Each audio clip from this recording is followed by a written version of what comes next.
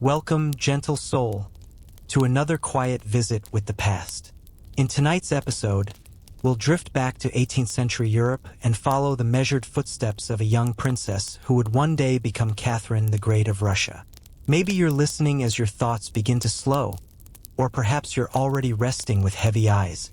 However you arrived here, I'm grateful. I'd love to know where you're listening from and what time of day it is for you. The thought of this calm story traveling across the world always makes me smile.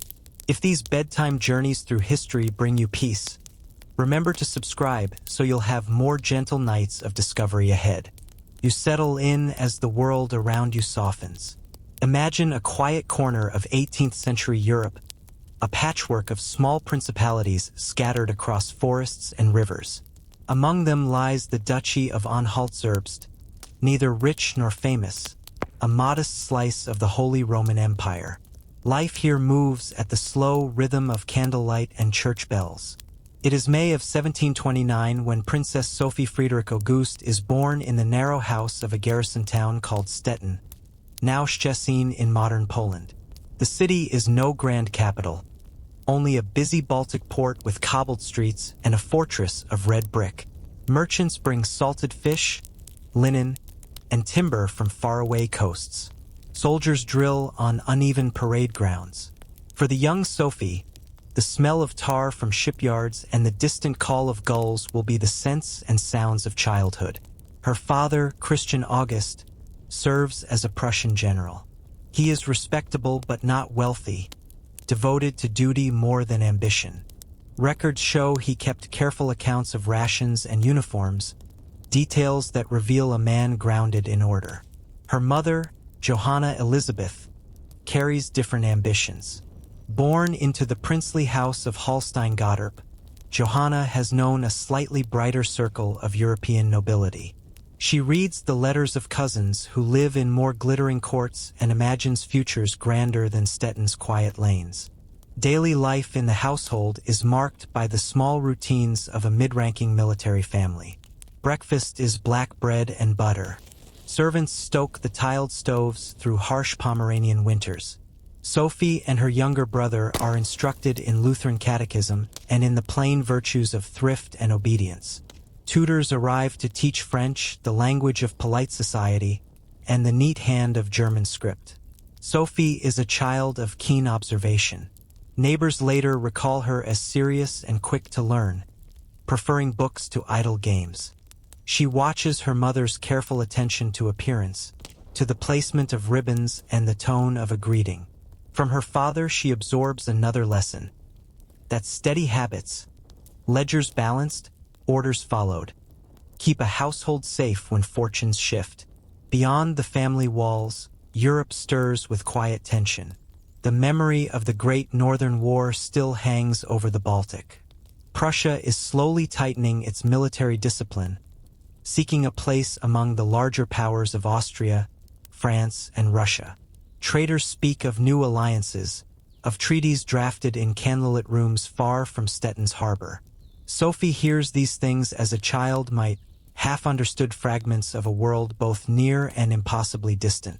Evenings in the household are slow. Candles burn low as her father reads dispatches. Her mother embroiders or writes letters to relatives across Europe. Sophie listens to the low hum of adult conversation about dowries, marriages, and the endless negotiations of rank. Marriage, she learns early, is not simply companionship. It is the currency by which families secure their place in a restless world. The young princess develops a fondness for long walks along the Oder River. In spring, the water carries broken branches and early blossoms toward the sea. The rhythm of that river, steady and unhurried, becomes a quiet backdrop to her own unfolding life. She cannot yet know that one day she will command armies and reshape a vast empire. For now, she practices her handwriting and recites French verbs, the ordinary tasks of a provincial noble girl. Her mother, however, looks beyond Stettin. Johanna writes frequently to relatives in Holstein and beyond, seeking advantageous matches for her daughter. The letters travel by courier across muddy roads, carrying polite inquiries and subtle hints of ambition. Sophie senses these plans only in fragments, an extra French lesson here, a comment about distant courts there. But even at a young age, she begins to understand that her future may depend on more than personal desire. Winters are long in Pomerania. The family gathers around the warm ceramic stove while wind presses against the shutters. Sophie reads whatever books she can find.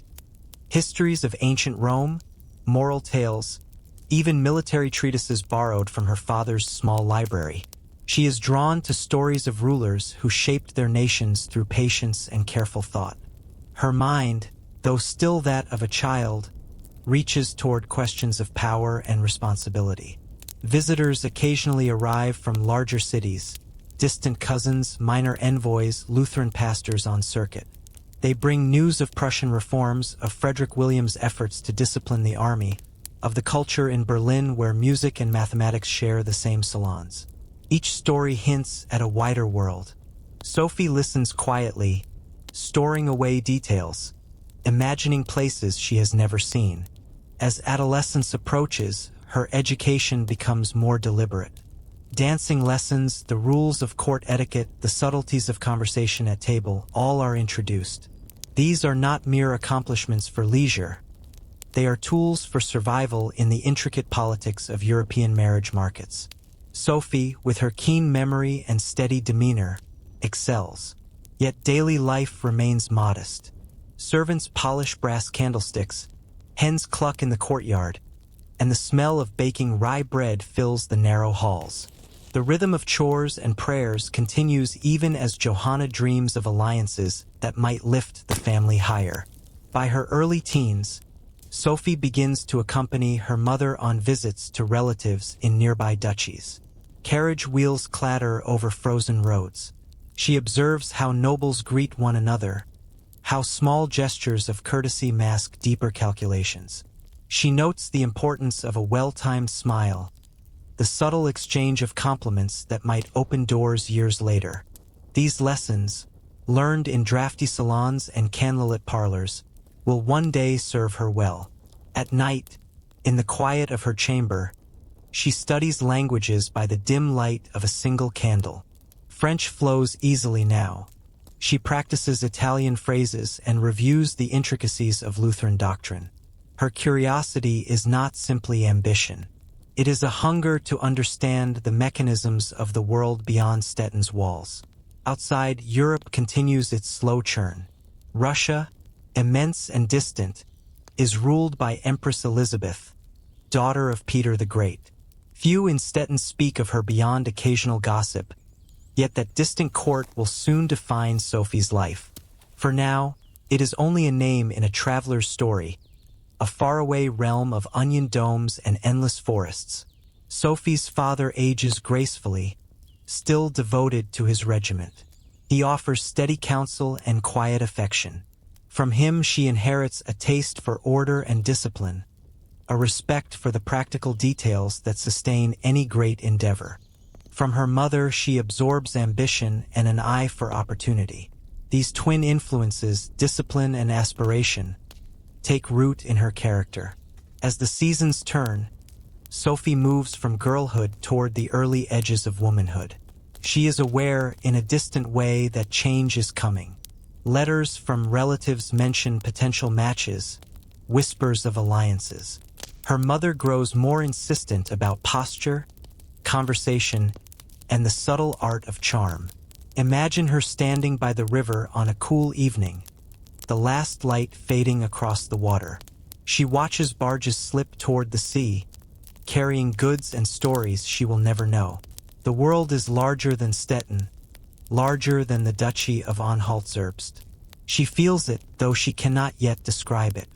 The quiet habits of these years, reading by candlelight, observing the small politics of provincial life, listening more than she speaks, will form the foundation of her future. History often remembers grand battles and royal decrees, but it is in these long, uneventful evenings that the character of an empress slowly takes shape. What thoughts linger in her mind as she closes her books each night? Perhaps she wonders if the wider world will ever call to her. Perhaps she senses that beyond the river and the Baltic winds lies a destiny far greater than the narrow streets of her birth. The seasons circle steadily in Stettin, and Sophie's days seem unchanged. Yet beyond the tidy garrison streets, quiet currents of politics begin to stir. Currents her mother is quick to notice. Johanna Elizabeth of Holstein-Gottorp has never been content with provincial life.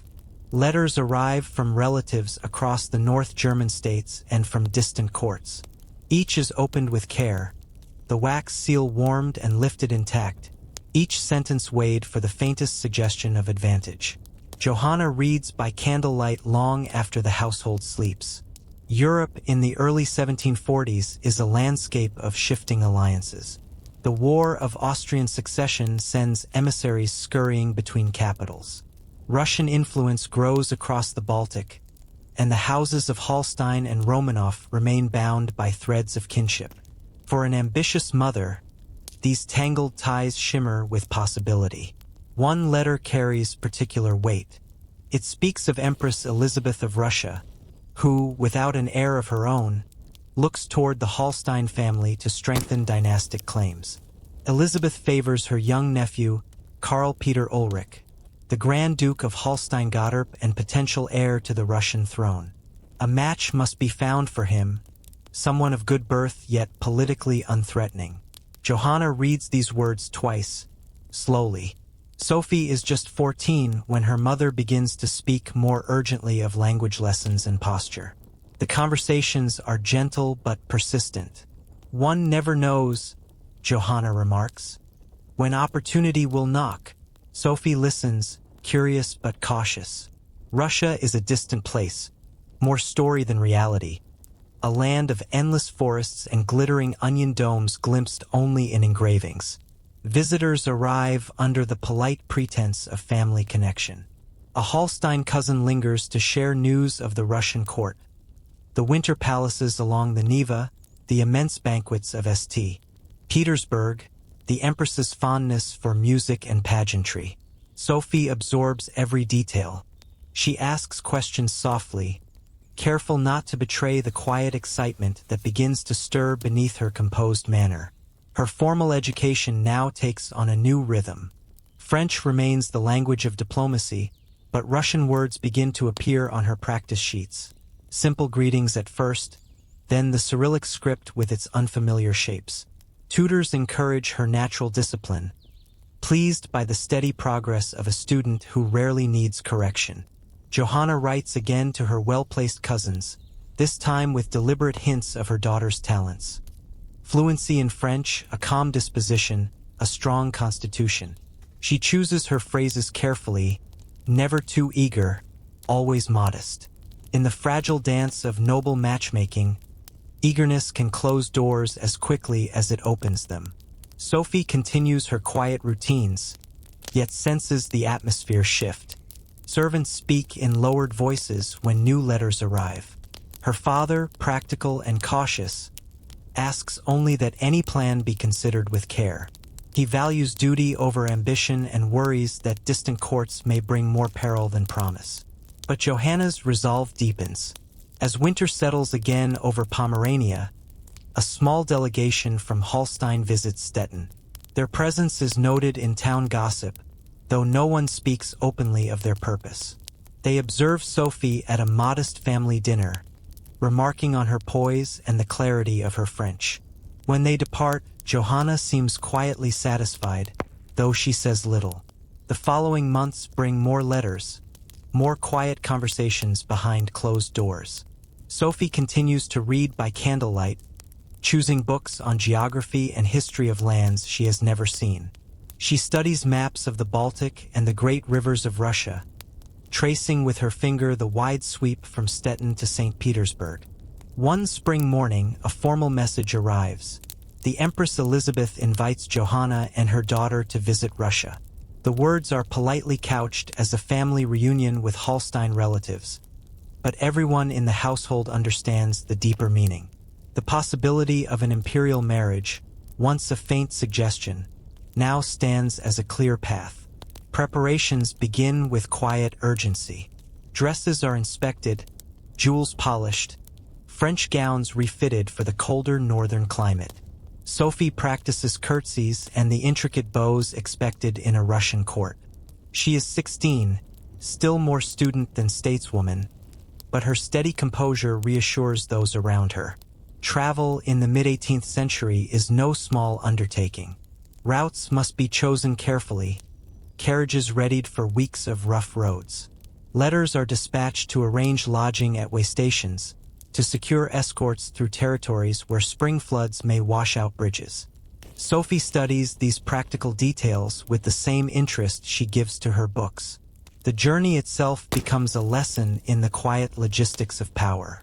Her father offers gentle advice: to observe more than she speaks, to remember the values of discipline and modesty. He presses a small devotional book into her hands, its pages worn from years of his own travel. "The world is wider than we can know," he tells her, "but steadiness will always guide you." As departure draws near, Sophie walks once more along the familiar banks of the Oder. The river, swollen with snowmelt, carries fragments of wood and early blossoms toward the sea. She lingers in the cool evening air, sensing that childhood is closing behind her. The small routines of Stettin, the smell of baking bread, the sound of the garrison drums, will soon be memories. Inside the house, candles burn late as Johanna finalizes arrangements. Servants pack trunks with gowns and books, careful to protect the fabrics from damp weather. Each item speaks of hope and preparation. A young woman about to step onto a stage she has only imagined. On the morning of departure, the courtyard fills with the clatter of hooves and the creak of carriage wheels. Neighbors gather quietly, aware that this journey is more than a family visit. Sophie offers a composed farewell, her mind already turning to the unknown miles ahead. As the convoy moves east, Stettin recedes into the misty distance. Fields and forests slide past the carriage windows, each mile carrying her closer to a court where language, faith, and custom will be unlike anything she has known. Somewhere on the long road toward Russia, as night settles and the wheels continue their steady rhythm, Sophie may wonder what awaits her. Will she find acceptance in a foreign court? Will the Empress see in her the qualities of a future consort? The answers remain hidden beyond the horizon. The journey has only begun, and the quiet hopes of a small Prussian princess are carried forward on the creak of wooden wheels and the endless stretch of northern sky. Settle in again as the road stretches eastward. Imagine the steady rhythm of wooden wheels over frozen ground, the soft jangle of harness bells, and the muted clop of horses moving through damp morning air.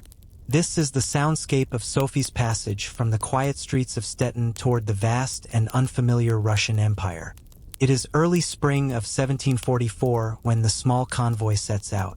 The air is cool and sharp, still holding the chill of winter. Their route is a long, deliberate arc across the northern plains of Europe, through Prussia, across the broad rivers of Poland, then onward toward the great forests that guard Russia's western frontier. Weeks of travel lie ahead, each mile planned with the care of a military campaign. The carriages themselves are plain but sturdy. Heavy wooden frames rest on iron-bound wheels, lined with thick cushions to soften the constant jolt. Inside, Sophie sits beside her mother, Johanna, a chaperone across from them, trunks of clothing and books secured beneath. Servants ride on the rear boards or in a second coach laden with provisions. Bread wrapped in linen, smoked meats, jars of preserved fruit, and small casks of drinking water. Every item is counted and recounted, for resupply will not always be easy. Roads in the mid-18th century are unpredictable. Some stretches are paved with worn cobblestones, others no more than rutted tracks of mud and frozen clay.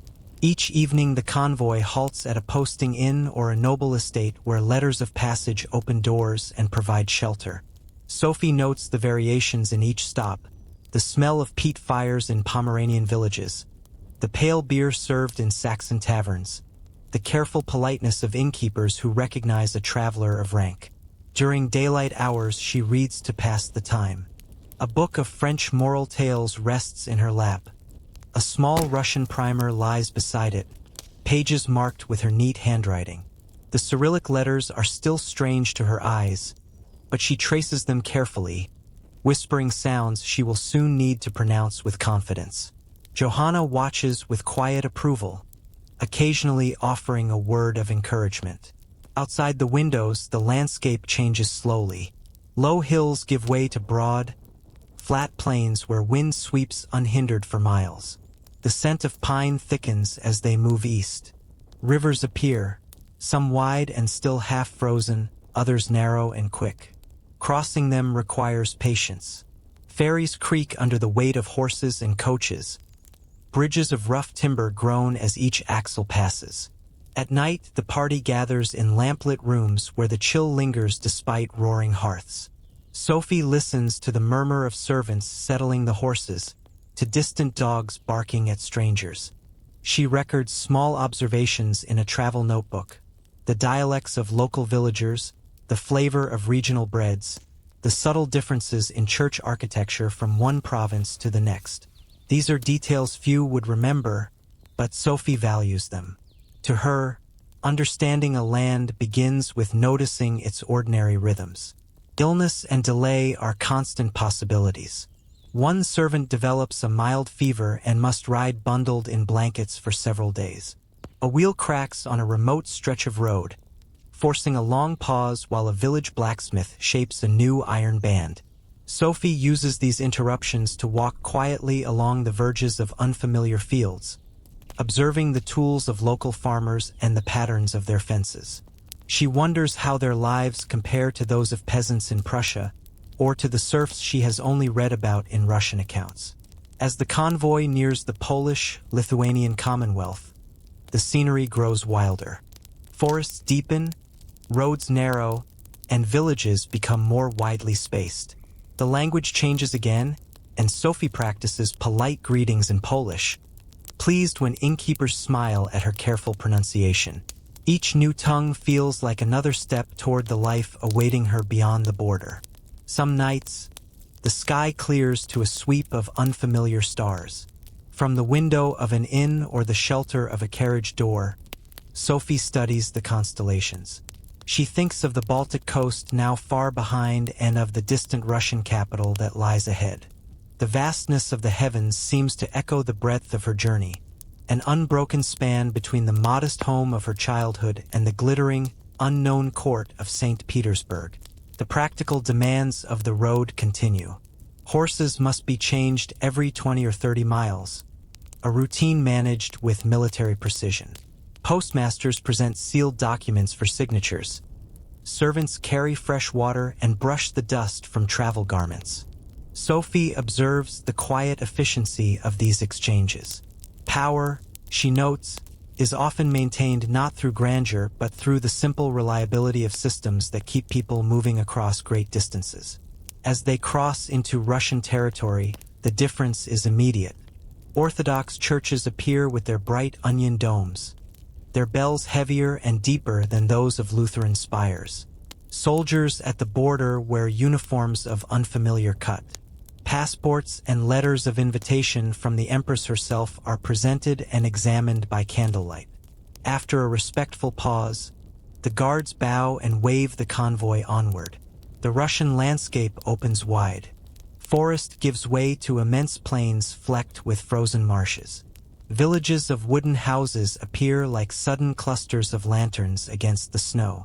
Sophie studies each settlement, the smoke rising from chimneys, the carved shutters painted in faded blues and greens, the deep sled tracks where locals glide across winter roads.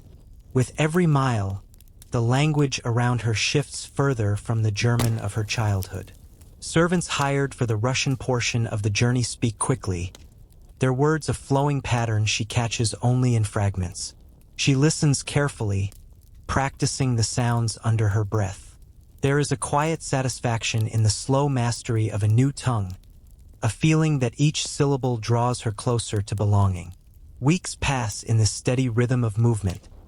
The creak of wheels, the exchange of horses, the long hours of reading and quiet reflection. Sophie senses that the journey itself is shaping her as much as the destination will. Patience, observation, and the acceptance of delay, these become lessons as important as any formal education. At last, the broad Neva River comes into view, its waters still rimmed with ice. Beyond it lies St. Petersburg, the young and ambitious city founded by Peter the Great only a generation earlier. Low winter sunlight glints off domes and spires. Rows of pastel palaces line wide avenues planned with geometric precision, a European vision planted on Russian soil. The convoy slows as it enters the city. Streets are swept clean despite the lingering snow. Soldiers in dark green uniforms stand at attention along the route. Curious faces peer from windows, noting the arrival of the Prussian princess whose name has already begun to circulate in court gossip. At a designated palace residence, servants hurry forward to open carriage doors and lift trunks. The long road is finally behind them. Sophie steps onto the stone courtyard, the cold air sharper than any she has known, the sound of the Neva a distant hush beyond the city walls. That evening, as she settles into unfamiliar chambers warmed by great stoves, Sophie reflects on the journey. She has crossed kingdoms and languages, rivers and forests, to stand at the threshold of a life she can barely imagine. Tomorrow will bring audiences with powerful figures, perhaps even the Empress herself. For now, she allows the quiet of travel to linger, the memory of endless roads, the creak of ferries, the patient stars above northern plains. Those miles, each filled with ordinary details and measured silence, have prepared her in ways that no lesson could teach. What thoughts will guide her as she steps into the glittering halls of a foreign court? Will the careful habits of observation and restraint, learned on lonely roads, prove enough for the complex intrigues ahead? You may imagine the hush of early morning in a grand yet unfamiliar palace. Heavy curtains filter the pale light of a northern spring, and the air carries the faint scent of pine smoke from distant hearths. Sophie, still Sophie for only a little longer, rises to meet a day that will alter the course of her life. The Russian capital surrounds her with sounds and sights unlike any she has known. Outside, the Neva glides beneath lingering sheets of ice. Bells from Orthodox churches toll with a deeper resonance than the Lutheran chimes of Stettin. Streets are wide and geometric, a deliberate design of Peter the Great, yet alive with merchants speaking Russian, Finnish, and German all at once. For Sophie, each walk through these avenues is both lesson and revelation. She has arrived as a guest, but the true purpose of her visit soon becomes clear. Empress Elizabeth, ruler of this vast empire, wishes to observe her nephew's potential bride. The Empress, flamboyant and decisive, values loyalty above all. A consort for the young Grand Duke Peter must embrace Russia not only in ceremony but in faith. Conversion to the Orthodox Church is expected. The request, though presented as an invitation, carries the weight of necessity. Without it, marriage to the heir of Russia is unthinkable.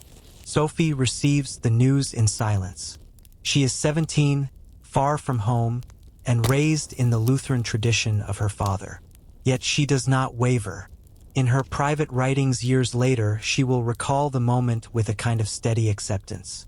The decision is practical as much as spiritual. To share the destiny now opening before her, she must become Russian in faith as well as name. Preparation begins with quiet rigor. Learned priests visit daily to explain doctrine and ritual. They speak of icons and liturgy, of the mystery of the Trinity expressed in ancient Greek and Slavonic. Sophie listens intently, her notebooks filling with careful script. She learns the motions of the sign of the cross made from right to left, the cadence of prayers that will soon be hers to speak. Language lessons take on a new urgency. She practices Russian phrases late into the night, candlelight flickering against the gilded walls of her chamber. Words once foreign begin to form a gentle rhythm on her tongue. Servants hear her murmuring the Lord's Prayer in Russian, each repetition more confident than the last. The city itself offers instruction. On feast days, she visits great cathedrals where incense clouds the air and choirs chant in deep harmonies. She observes how worshippers bow before icons, how they light slender tapers and trace the sign of the cross. No gesture is wasted. Each carries meaning built through centuries of tradition. Sophie commits every detail to memory. Meanwhile, court life unfolds around her with its own quiet splendor. Empress Elizabeth hosts evening assemblies filled with music, dance, and measured conversation. Sophie, though still an observer, notes the subtleties of rank. Who approaches first, how a bow is held, when silence carries more weight than speech. Her calm poise draws favorable notice. Courtiers remark on the way she listens, how she answers questions with modest clarity. The Grand Duke Peter, her intended, remains an uncertain presence, awkward in manner, often distracted by military toys and private amusements. Sophie offers polite attention but forms no illusions. She understands that her path depends less on his affection than on the Empress's favor and her own ability to embody the dignity Russia expects. At last, the day of baptism arrives. The cathedral chosen for the ceremony glows with hundreds of candles. Silver icons catch the light, and the deep voices of priests fill the vaulted space with ancient hymns. Nobles gather in quiet anticipation, aware that they witness the transformation of a foreign princess into a daughter of the Russian Church. Sophie steps forward clothed in pale silk, her expression serene. Holy water touches her forehead in the sign of the cross. The priest intones her new name, Ekaterina Alexeyevna, Catherine in the Russian tongue. The words echo through the nave, both gentle and irrevocable. A new name is more than sound. It is a symbol of belonging, a public statement that the young woman from Stettin now claims Russia as her spiritual home. Applause is not given. Instead, there is a solemn murmur of approval, the kind of acknowledgement that carries real weight in imperial halls. Afterward, a quiet feast marks the occasion. Dishes of sturgeon and black bread, sweet kvass, and honey cakes are set on long tables.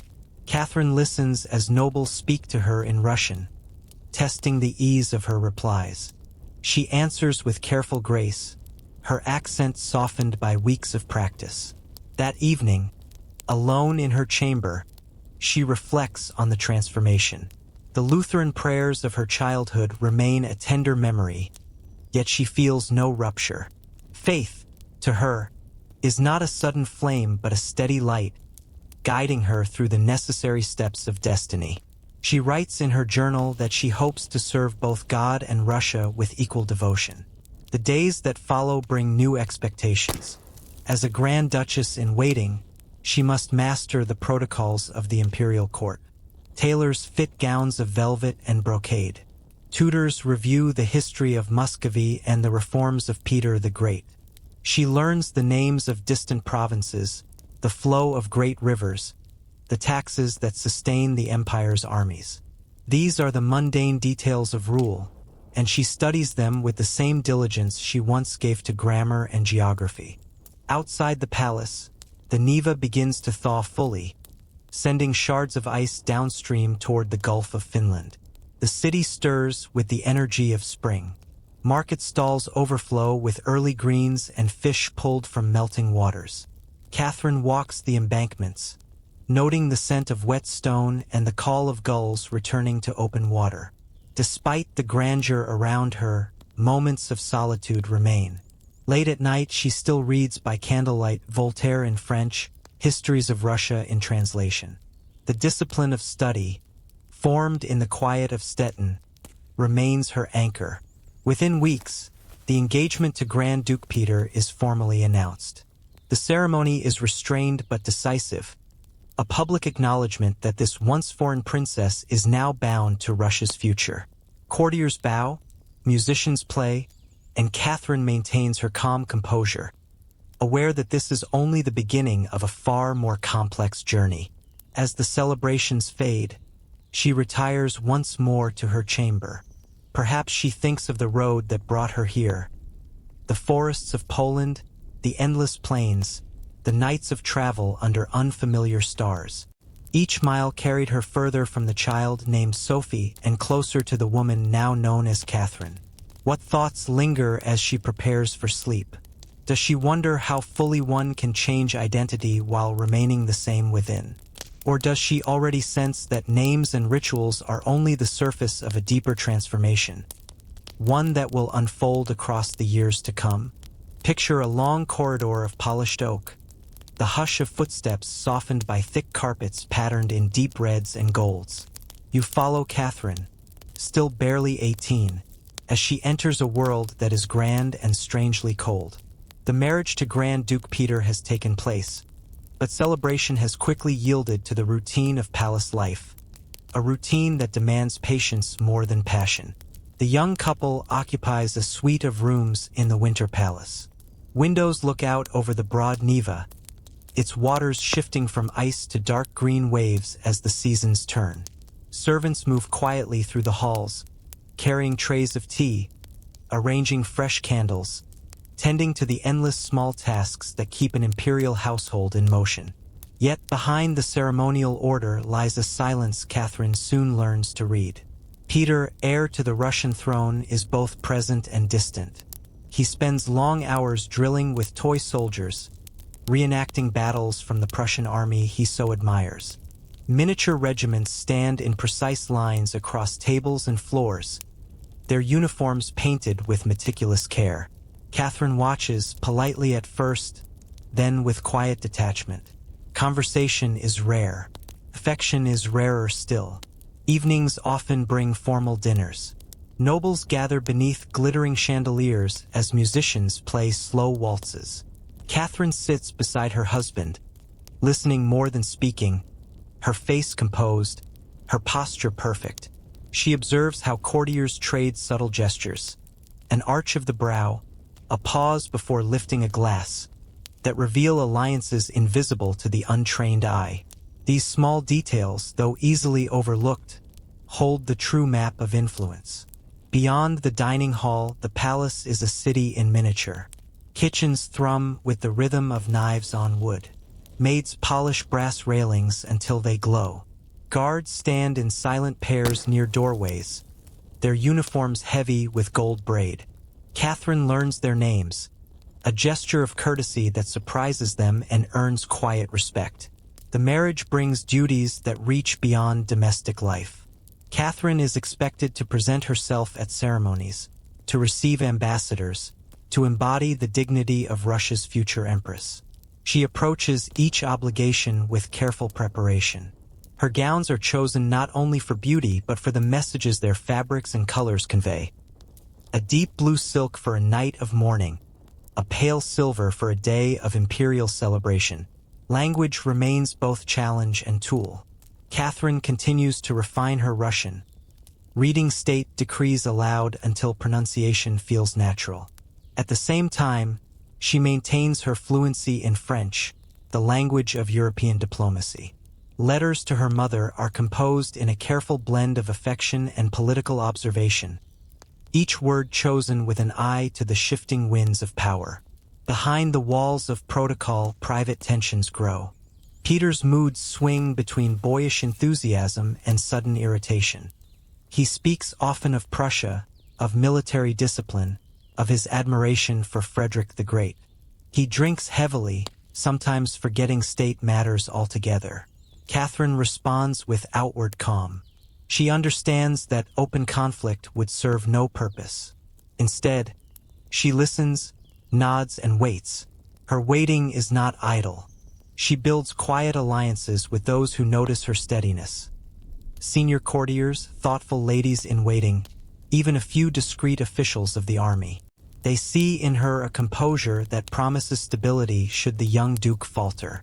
Catherine does not conspire. She simply remains present, consistent, unshaken. Books remain her refuge. At night she reads histories of Rome and Greece, the works of Enlightenment philosophers, the legal codes of distant nations. She studies the slow rise and sudden collapse of empires, noting how rulers succeed not through force alone but through understanding the hearts of their people. The seasons pass. Winter returns with icy breath that crystals on window panes.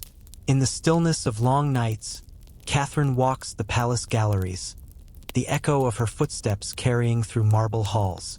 She observes the paintings, saints, battle scenes, serene landscapes, and wonders what future historians will record of these quiet years. Occasionally, a letter arrives from her mother in far-off on Haltzerbst, filled with gentle advice and distant concern. Catherine replies with measured warmth, never revealing the full loneliness of her position. To admit isolation might invite interference or pity, and she desires neither. Court gossip flows like an undercurrent. Servants whisper of political intrigues, of shifting alliances in the Senate, of distant wars that might draw Russia into conflict. Catherine listens but offers no opinion. Silence, she knows, can be its own form of influence. A child is expected. When months pass without one, murmurs begin.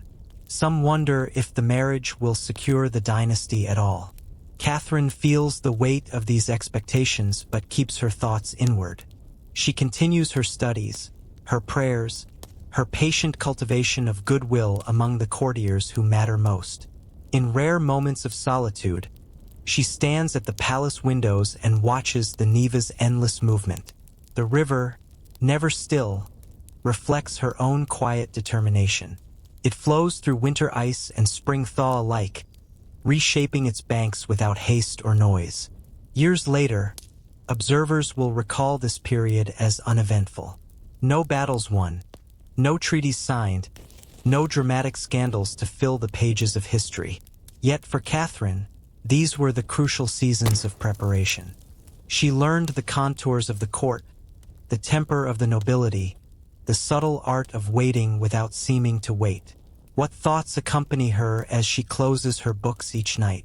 Perhaps she wonders how long patience can remain her only weapon. Perhaps she senses that history often turns on moments unseen, on the quiet accumulation of trust, on the slow gathering of strength behind walls of apparent stillness. Night settles gently over the Neva. The river carries a slow rhythm beneath a sky streaked with northern light, and within the winter palace the air is heavy with the fragrance of beeswax and warm linen. Catherine, now a little older and more assured, feels the change that has come to her quiet life. The presence of a child who is both her duty and her protection. The long-awaited birth of a son has ended many whispered questions. Paul, small and serious even in infancy, becomes not only Catherine's child but a symbol of dynastic stability. Courtiers bow with new deference when she enters a room. The Empress Elizabeth herself, delighted by the arrival of an heir, insists on overseeing the boy's upbringing. In the custom of the Russian court, the grandmother claims the infant almost entirely, surrounding him with attendants and guards, leaving Catherine to watch from a careful distance. It is a strange separation. Catherine visits daily, yet decisions about the child's feeding, clothing, even the temperature of his chamber, belong to others. She accepts the arrangement outwardly, though in her journals she later admits to a quiet ache. Still, she does not protest. To object would risk the Empress's favor, and Catherine understands that influence, not sentiment, secures a future. Beyond the nursery, the empire stirs with unease. Russia's vast frontiers stretch from the Baltic to the Pacific, a landscape of forests, steppes, and frozen seas. Wars with Prussia and Austria draw resources and men. Taxes rise. Supply lines falter in the bitter winters. Reports from distant provinces speak of shortages, of local officials enriching themselves while peasants endure hunger. Catherine listens to these murmurs during long evenings in gilded salons. Ambassadors from France and Britain exchange cautious words, hinting at alliances and betrayals across Europe. She keeps her face composed, her questions mild, but she remembers every detail. Letters from provincial governors, read aloud in council chambers, describe the grind of administration. the difficulty of gathering grain, the endless petitions from villages asking for relief. These ordinary struggles, so easily dismissed by courtiers, fascinate her. They reveal the pulse of the empire more clearly than any grand parade. Her husband, Grand Duke Peter, remains inconsistent. He celebrates Prussian victories and complains of Russian policies that oppose his idol, Frederick the Great. He stages mock battles with his miniature soldiers while real soldiers march to distant fronts. His temper flares in private, and his drinking grows heavier. Catherine responds with the same steady calm that has become her quiet armor. She attends ceremonies, answers letters, and waits. Waiting does not mean idleness.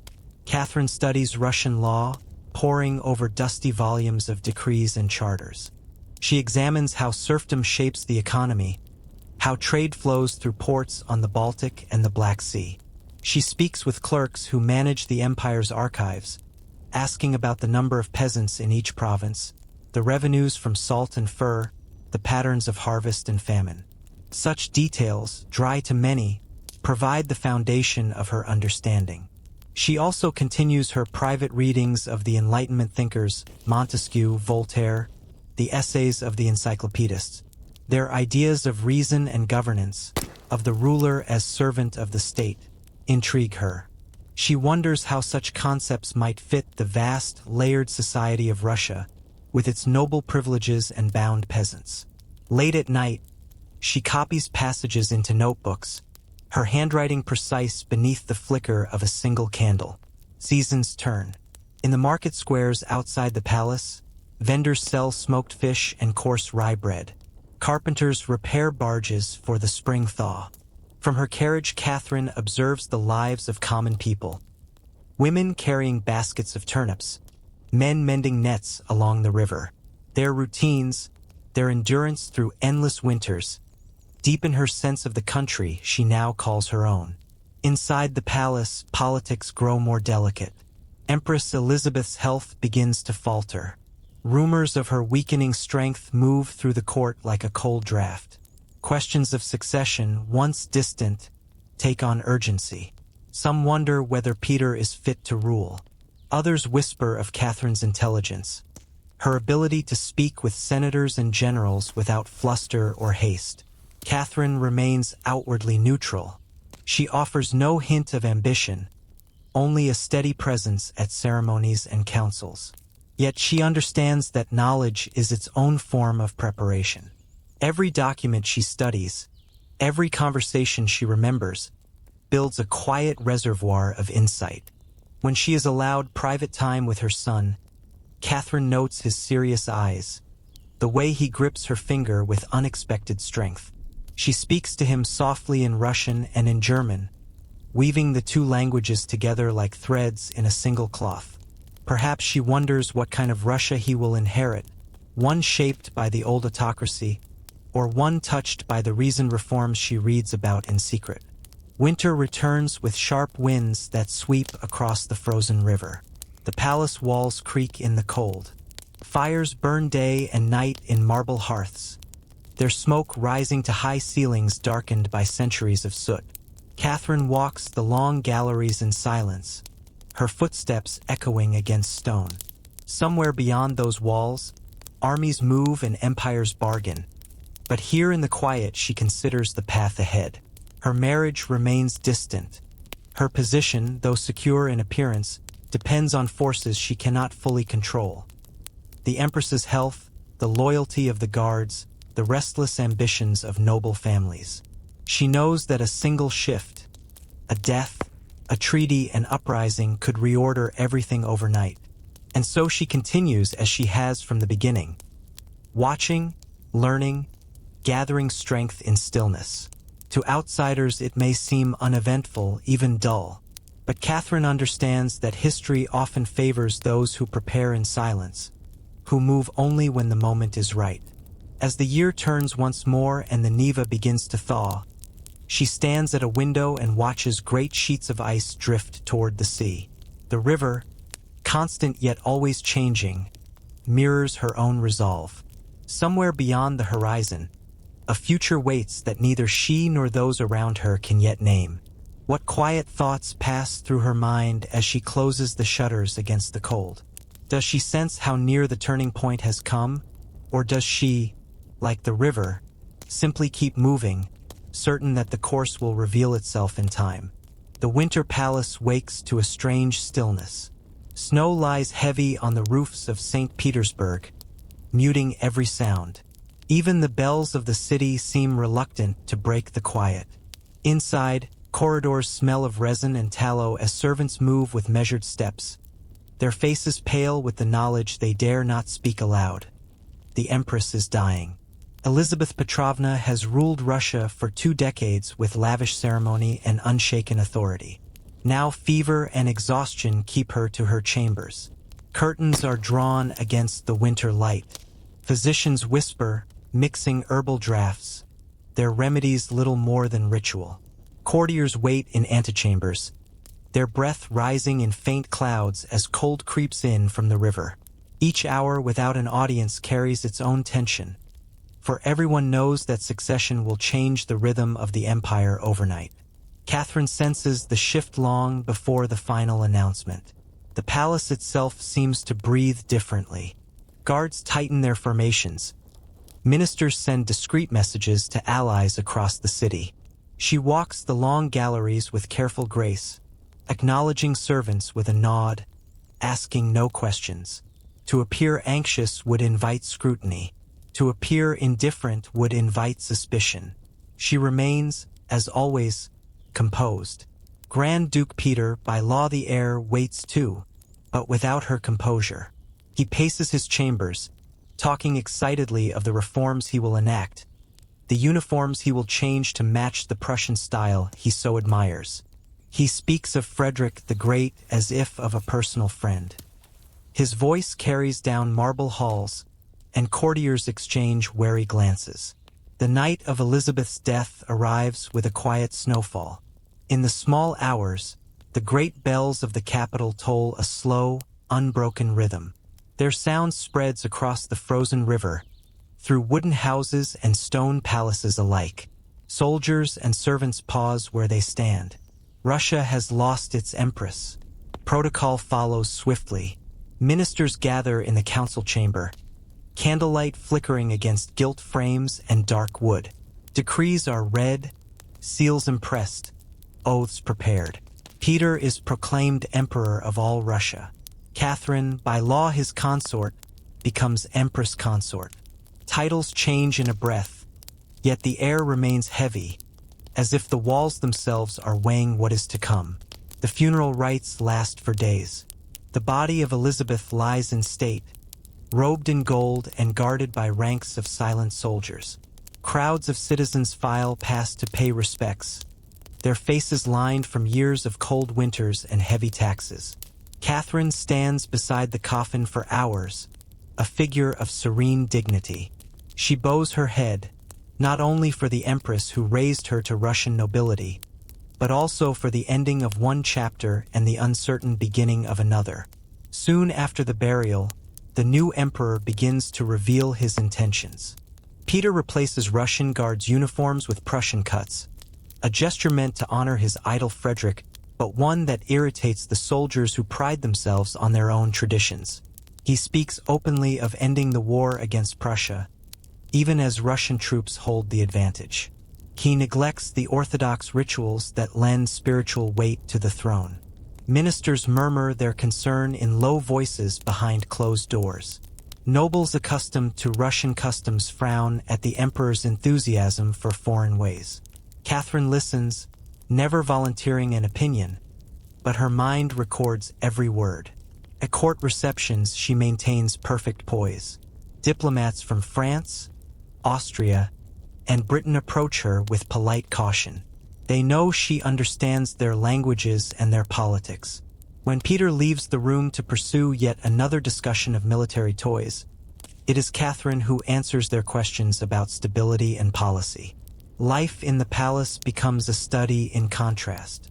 The emperor hosts boisterous evenings of music and drinking, while Catherine spends quiet hours in the library, reviewing reports from distant provinces. grain shortages in the Volga region, unrest among Cossack communities, trade routes threatened by winter storms, details of administration that Peter rarely considers. She reads carefully, marking passages with neat annotations.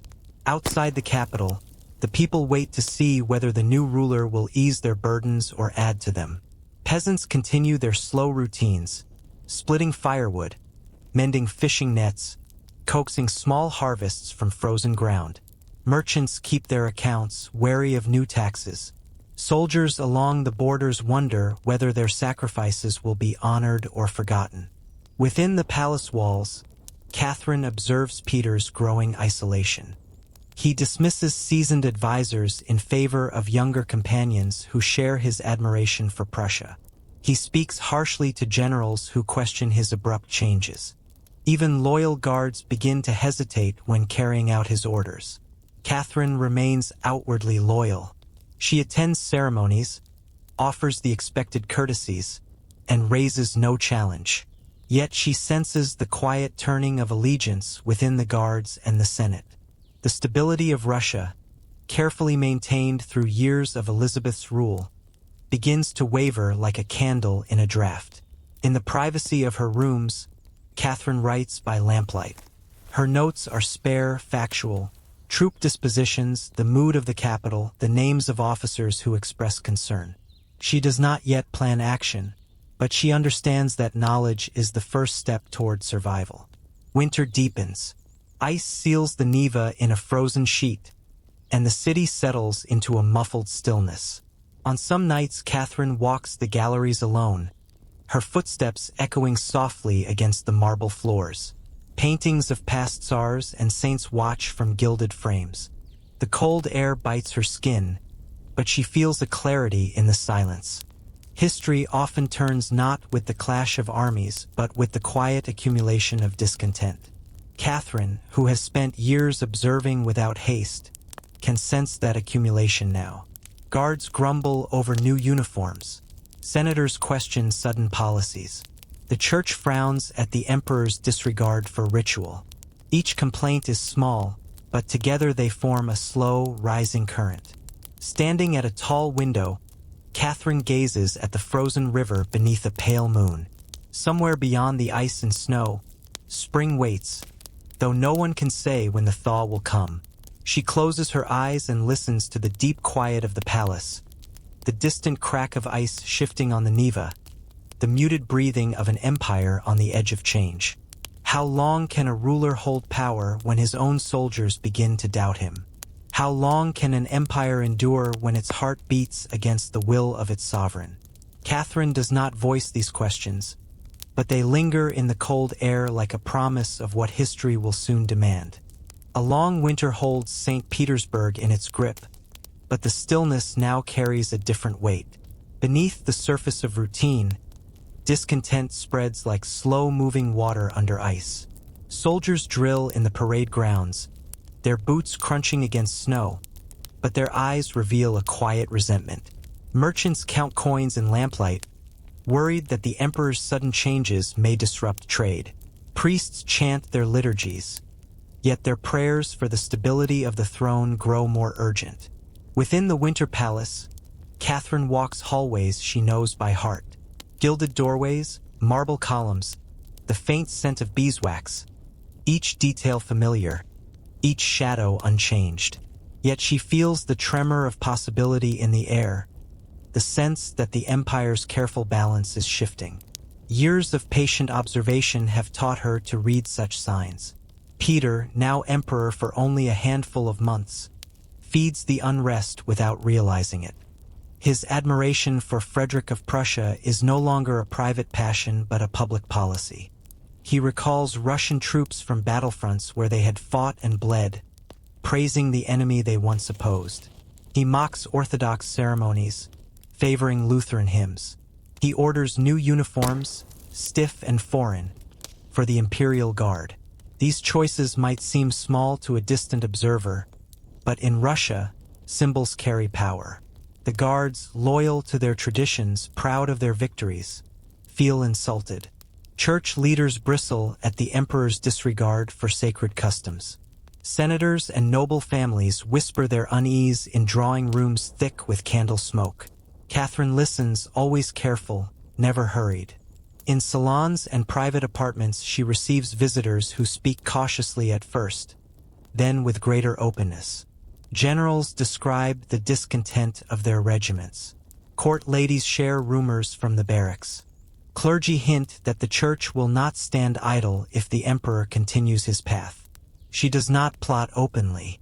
She does not promise or command. She listens, asks quiet questions, and lets others reveal their thoughts. The habit of patience, practiced through years of quiet marriage, now becomes her greatest strength. Outside the palace, life continues its slow rhythm. Fishermen chip holes in the frozen Neva to draw water and set nets. Peasant women sell bread and dried mushrooms in the market, their faces red from the cold. Children chase one another across icy courtyards, their laughter a soft counterpoint to the growing tension. Catherine observes these scenes during carriage rides through the city. She notes how ordinary people endure hardship without complaint, how their loyalty to Russia remains firm even when their faith in rulers falters. Inside, her personal household becomes a quiet center of gravity. Trusted attendants keep her informed, each bringing small fragments of information. A guard who hesitates to wear the new Prussian uniform, an officer who speaks fondly of Catherine's steadiness, a merchant who hears soldiers muttering in taverns. None of these fragments alone mean much, but together they trace a pattern. Peter, absorbed in his own enthusiasms, hardly notices. He spends evenings in loud gatherings, drinking deeply and praising Frederick's victories. He ridicules Russian customs in front of those who cherish them. He fails to see that laughter at such moments is tight-lipped, that the bows of courtiers hide narrowed eyes. Spring edges closer. The Neva begins to thaw, cracking with deep sounds that echo through the palace walls. Ice floes drift toward the Gulf of Finland, carrying with them the last grip of winter.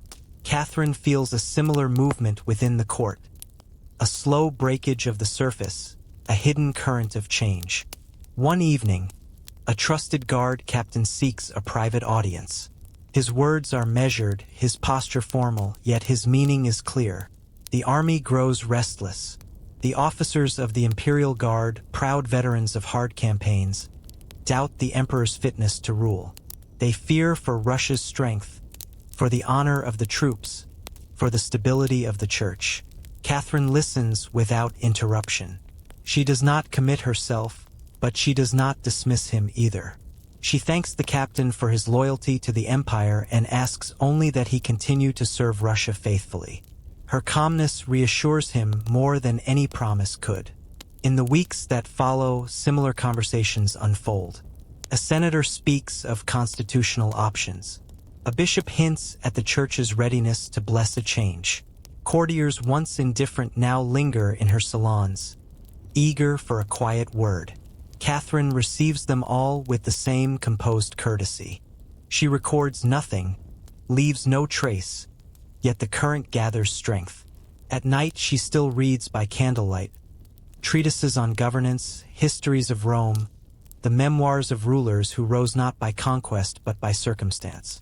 She knows that force alone will not secure a throne. Legitimacy, once gained, must be maintained by law and tradition. She studies how to balance the power of nobles, the loyalty of guards, the needs of peasants. Meanwhile, Peter drifts further from the heart of his empire. He speaks of abandoning St. Petersburg for a campaign in Denmark, seeking lands for a war few Russians desire. He ignores the church's warnings. He mocks the guards who have long been the bulwark of the throne. By early summer, the signs are unmistakable. Regiments pledge their quiet support to Catherine, not with grand declarations but with small gestures. A lowered voice, a firm glance, a respectful pause when she enters a room. The Senate watches and waits. Even foreign ambassadors send discreet messages home, noting that the future of Russia may soon shift again. Through it all, Catherine maintains her outward calm. She attends services, hosts dinners, and speaks of loyalty to the emperor. Yet in her private prayers she asks for strength to guide what history seems to demand. She knows that a single misstep could bring ruin, not only to herself but to all who place hope in her steadiness. One evening she walks the long gallery that overlooks the Neva. The river, free of ice now, moves steadily toward the sea. Lanterns from passing boats flicker against the dark water.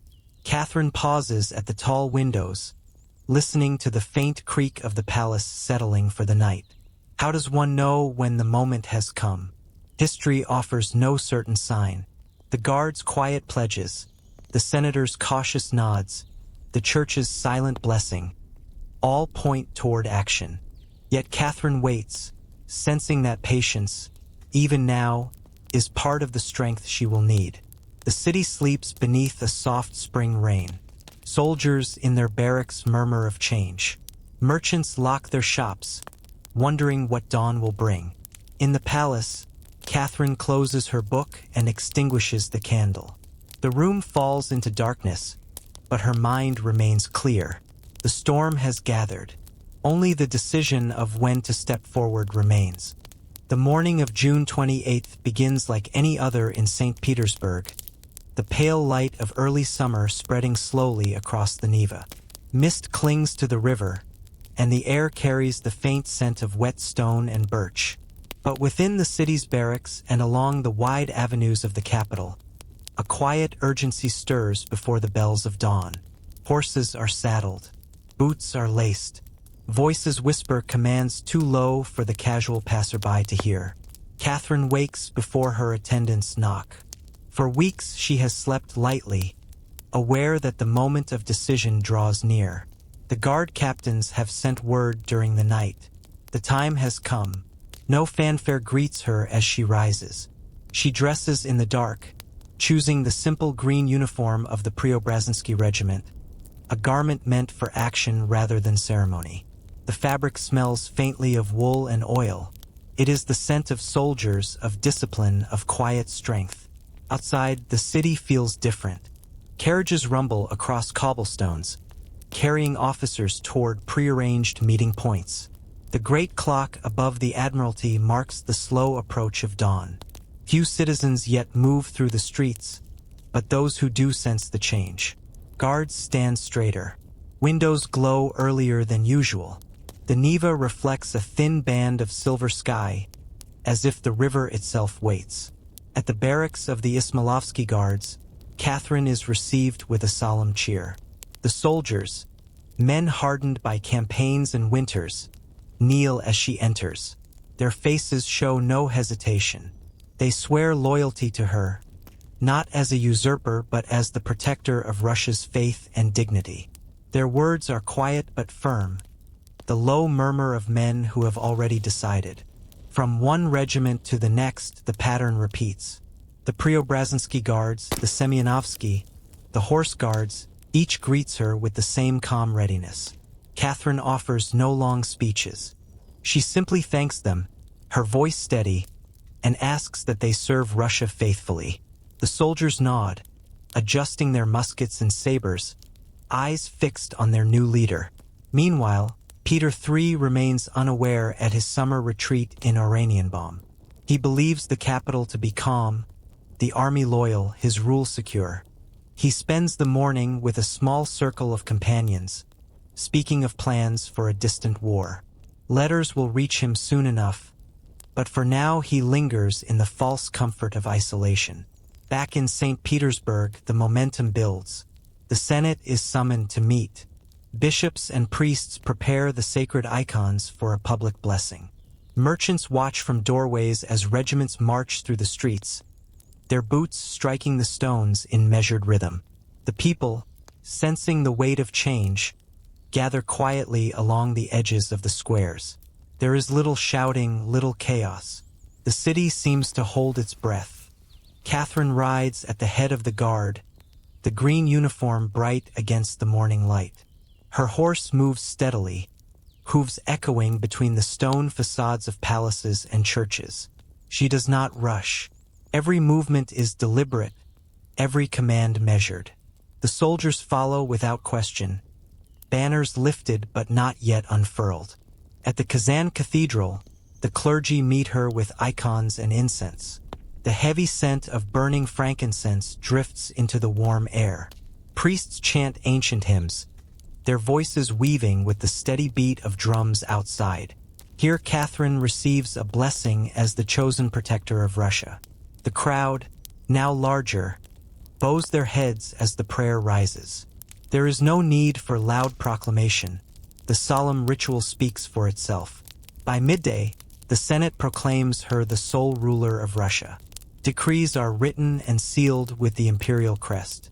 Messengers ride to every corner of the capital, carrying the announcement to garrisons and government offices. Bells ring across the city, slow, deep tones that echo over the water and through the narrow lanes. In Oranienbaum, the sound does not reach Peter until late. News arrives not as rumor but as fact. The capital has declared for Catherine, the guard regiments have sworn loyalty, and the church stands beside her. Shocked, Peter hesitates. He gathers a handful of soldiers, but their hearts are not in the fight. Some drift away before orders are given. Others remain silent, eyes lowered. Peter retreats toward the coast, seeking a ship to carry him to safety. But the sea offers no refuge. Loyal officers of the fleet have already pledged to Catherine. Without support, without the will to command, Peter falters. Back in the city, Catherine moves through the Winter Palace, now hers in truth. The great halls echo with the quiet footfalls of soldiers securing each entrance. Courtiers bow as she passes, their faces reflecting both relief and awe. She issues her first commands with measured clarity. Maintain order, protect the people, ensure that no harm comes to the former emperor. She understands that a peaceful transition will strengthen her claim more than any show of force. As evening falls, clouds gather above the Neva. The river reflects a dull pewter light. Catherine walks to the tall windows that overlook the water. Behind her, the palace hums with subdued activity. Scribes preparing decrees, guards changing shifts, attendants moving softly along the corridors. She feels the weight of history settle across her shoulders, heavier even than the crown she has not yet worn. Far away, Peter finally signs a formal act of abdication. His handwriting is uneven, the ink blotting slightly where his hand trembles. He requests only safe passage and a quiet life. Catherine, informed by messenger, agrees to humane terms. She knows that mercy will serve Russia better than vengeance. The following day, rain falls gently across St. Petersburg. The city wakes to a new reality. Merchants open their shops, children chase each other across damp courtyards, fishermen mend their nets. Life continues as it always does, but beneath the ordinary rhythms lies a steady certainty. Catherine now rules. She spends the morning meeting with advisors, establishing councils, and reaffirming alliances. Foreign ambassadors arrive to offer cautious congratulations. The church confirms its blessing. Regiments stand ready but at ease. For most citizens, the change feels less like a violent upheaval than a shift of season, a movement from uncertainty to something more secure. That night, Catherine finally allows herself a quiet breath. In her private chambers, candles flicker against the high walls. She writes a single line in her personal notes. Russia has accepted me. No triumph, no exclamation, only a statement of fact, as calm as the day itself. Outside, the Neva flows on, indifferent yet eternal. Boats drift under the moonlight, their lanterns reflecting in the slow current. The empire, vast and complex, waits for the guidance of its new empress. And yet, even as the city settles, questions remain. How will Catherine govern an empire so large, so diverse, and so restless? How will she transform the sudden gift of power into a lasting reign? What quiet alliances and careful reforms will shape the decades ahead? The rain that baptized Catherine's victory fades to a mist by morning. Across the broad squares of St. Petersburg, puddles catch the pale northern light. Carriages rattle carefully over slick stones while shopkeepers lift shutters with the same quiet precision as any other day. Yet every movement carries a subtle awareness that Russia now belongs to a different hand. Catherine begins her first full day as Empress before dawn. Her chambers in the Winter Palace are still, the heavy curtains breathing slightly with the cool river air. Attendants step softly, laying out papers, warming tea, arranging maps. She reads each document without haste, the neat columns of figures and requests forming the true foundation of power. Supplies for regiments in distant provinces. Grain shipments delayed by flooded roads. Petitions from small towns along the Volga. The empire announces itself in these details, not in grand ceremonies. Outside the palace, guards maintain a watchful calm. The soldiers who once swore to her with urgent voices now stand in orderly rotations. Boots scrape the flagstones in an unbroken rhythm. Catherine walks among them briefly, speaking only to thank them for their discipline. She knows that authority is strengthened not by loud commands but by the steady presence of a leader who notices. In the council chamber, the first ministers arrive, men who served Peter only days before. Their bows are deep but cautious. Catherine greets them with a quiet steadiness that invites neither flattery nor fear. She listens more than she speaks, letting each advisor describe the needs of his department. Finances, foreign alliances, internal security.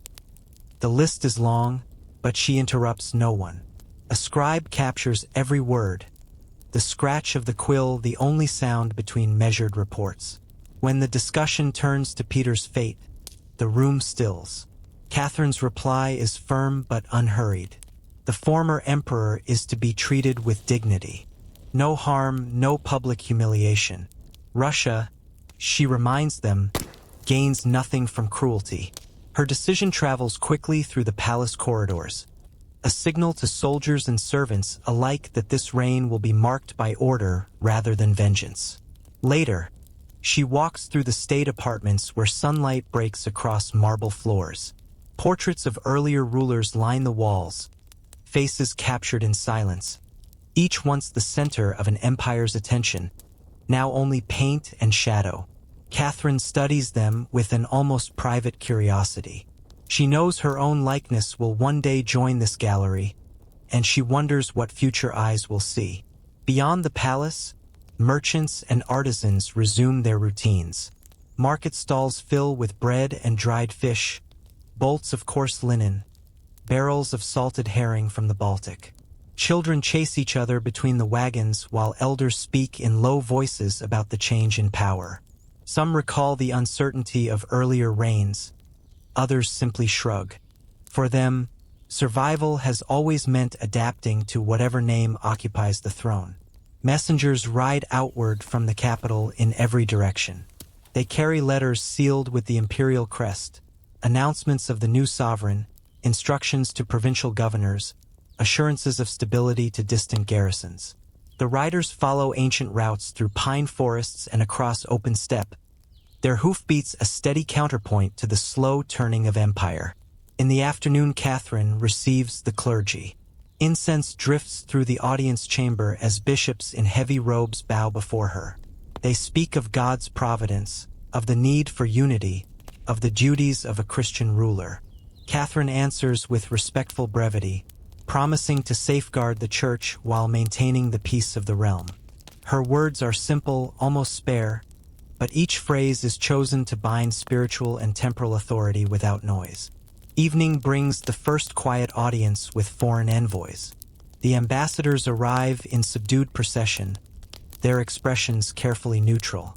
They seek reassurance that treaties will hold, that trade will continue, that armies will not march unexpectedly. Catherine listens, offering only what is necessary, confirmation that Russia remains steady, that diplomacy will proceed as before. The subtle message is clear. The empire does not falter with the change of a single ruler. As darkness settles, the Neva reflects the lanterns of passing boats. Catherine walks once more to the tall windows overlooking the river. The city below hums with the muted life of evening. A smith hammering late in a side street, the faint call of a watchman, the creak of wooden piers shifting with the current. She stands quietly, measuring the vastness of what she now governs. Her thoughts turn to the provinces, endless forests in the north, the black soil of the Ukrainian steppe, villages scattered along the great Siberian rivers. Each region carries its own needs, its own quiet struggles. Grain must move before winter closes the waterways. Roads must be repaired where spring floods have torn them apart. These are not matters of spectacle, but they are the true work of rule. She makes a note to review the latest reports on the schools founded under Elizabeth, her predecessor. Education, she believes, will be the slow key to Russia's strength. The task is neither swift nor dramatic, but its importance is clear in the stillness of her private reflections. Before retiring, Catherine writes in her journal. The candlelight catches the movement of her hand as she records the day without flourish. The council's discussions, the loyalty of the guards, the calm of the people. No grand pronouncements, only the quiet accounting of responsibilities begun. Outside, a light wind stirs the river. The city sleeps, but the empire remains immense, waiting, unhurried. Catherine closes her book, aware that these first careful steps will shape years to come. Power has been won, but the long labor of governance stretches endlessly forward. And as she sets down her quill, another thought lingers unanswered. How can one mind, however diligent, guide a land so vast that even its borders cannot be crossed in a single lifetime? Morning arrives pale and cool, a faint mist softening the edges of St. Petersburg's canals. From the upper windows of the Winter Palace, Catherine watches barges move slowly along the Neva, each laden with timber, grain, or stone. The empire she now rules stretches far beyond this quiet view, across forests, mountains, and steppe, and she knows that understanding its immensity will demand more than decrees or ceremony. Today her thoughts turn to the patient work of administration, the steady mapping of a land too vast for any single eye to see. Messengers bring reports from every direction. A courier from Arkhangelsk describes ice still clinging to the northern ports even in summer. From the fertile plains of Ukraine comes news of early harvests and roads rutted by spring floods. Farther east, a letter carried for weeks along the Siberian rivers lists shortages of salt and iron tools. Each page is a small window into daily survival. Villagers storing rye against the next winter, fishermen mending nets in the brief Arctic light, merchants driving caravans across endless grassland. Catherine listens to these details as a mapmaker might, fitting fragments into a slow, coherent whole.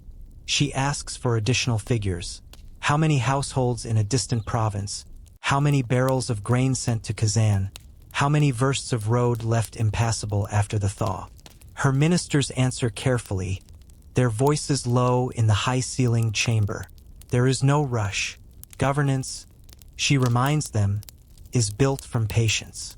Beyond the council walls, the capital carries on with quiet industry. Blacksmiths strike iron in steady rhythm. Sailors coil ropes on damp quays. Children dart across narrow alleys, their laughter briefly bright before it fades into the wider hum of the city. Catherine knows that these ordinary sounds, unrecorded, uncelebrated, are the true measure of stability. She reviews the latest surveys of Russian lands, the heavy parchment covered in precise lines of ink. Some borders are guessed rather than known. Explorers returning from Kamchatka describe volcanoes and endless forest. Merchants traveling near the Chinese frontier speak of mountains whose names no European map has yet fixed. Catherine traces these uncertain outlines with one finger. To rule such a space, she thinks, is first to understand it. Her attention turns next to education, a subject she carries like a quiet conviction. Reports arrive from schools founded in provincial towns under the late Empress Elizabeth. Teachers request more books, more chalk, sturdier roofs. Catherine makes notes in the margin of each report. Knowledge, she believes, is as vital to Russia's future as grain or steel, though its harvest will take decades to appear. When the council adjourns, she walks through the Winter Palace gardens. Summer roses open slowly in the cool air, and the damp earth smells of recent rain. Guards stand at a respectful distance while clerks hurry past with folded maps and sealed letters. Catherine pauses near a marble bench to consider the work ahead. New census counts, improved taxation, the standardization of provincial law. None of it will draw applause, yet all of it will decide how millions live and eat. By evening, she receives another set of visitors, engineers and cartographers charged with surveying the empire's roads and rivers. Their clothes are worn from travel, their hands calloused from instruments and ink. They speak of swamps that swallow wooden bridges, of mountain passes blocked by lingering snow, of rivers whose floods erase villages each spring. Catherine listens without impatience. Each obstacle, she knows, is an invitation to plan more carefully. Later, in her private study, she reads correspondence from Western Europe. Philosophers of the Enlightenment write of reason, natural law, and the duties of rulers. Their words travel slowly across borders and seas, but she absorbs them with quiet intent. She will not mimic their ideas blindly. Russia is too vast, its people too diverse for sudden imitation. Yet she sees in these letters a compass for gradual reform, education, legal clarity, the measured spread of knowledge. Night falls gently over the city. From the river comes the sound of oars dipping in dark water. The palace corridors grow still except for the faint creak of settling timbers. Catherine sets down her pen after noting the day's figures. Grain reserves in the south, iron shipments from the Urals, the number of new schools now open. No flourish marks the end of the entry, only the steady record of tasks begun and tasks yet waiting. Outside, the empire sleeps beneath a sky streaked with slow-moving clouds. From the Baltic to the Pacific, countless fires burn in village hearths. Shepherds doze near their flocks on steppe grass. Miners rest in mountain huts. Traders guide barges through silent forest rivers. Each life continues with its own rhythm, almost untouched by the change of sovereign. Catherine closes the ledger and leans back, considering the unending distances that lie beyond her reach. She has claimed the throne, secured the capital, begun the first careful reforms. Yet the question lingers, gentle but insistent. Can the slow art of mapping and schooling truly bind together a realm so wide that dawn touches one border while night still holds the other? A pale sun slides above the Neva, washing the palace in a muted glow. The great city exhales a slow morning mist, and the muffled sound of bells rolls across the rooftops. Catherine rises before the household stirs. Today's work is not of soldiers or ceremonies, but of words, careful words meant to guide an empire. At a long oak table, she unfolds a packet of notes, each page filled in her own hand. These fragments will become the nakaz, the instruction, a statement of principles to shape Russia's laws. She smooths the paper flat, the faint scent of ink and candle wax mingling in the cool air. Outside, a lone gull calls above the river. For months she has read by lamplight. Montesquieu on the separation of powers, Beccaria on justice and punishment, the writings of jurists from Germany, France, and the Netherlands. Their voices reach her across borders and time, carried in the quiet scratch of translation. Yet she does not copy them whole. Russia, she reminds herself, cannot be ruled by borrowed sentences alone. Ministers arrive, bowing slightly, their footsteps careful on the parquet floor. Catherine greets them without ceremony. She speaks softly of the need for laws that are clear, consistent, and suited to the vastness of the realm. No one interrupts. The only sound is the steady rhythm of quills as clerks prepare to record her words. She begins to dictate. Justice must be predictable, not a weapon of whim. Punishments must be proportionate, not cruel for cruelty's sake. Property, she says, is a trust between the state and its citizens, a bond that sustains order. Her voice remains calm, almost meditative, but each phrase falls with deliberate weight. Beyond the chamber, St. Petersburg moves through an ordinary day. Market stalls open along the Moika Canal. Fishermen unload their catch while children chase stray dogs across the damp cobbles. The hum of daily life flows on, indifferent to the slow birth of legal reform. Catherine finds a quiet satisfaction in that rhythm. Real power, she thinks, is measured by the steadiness of ordinary mornings.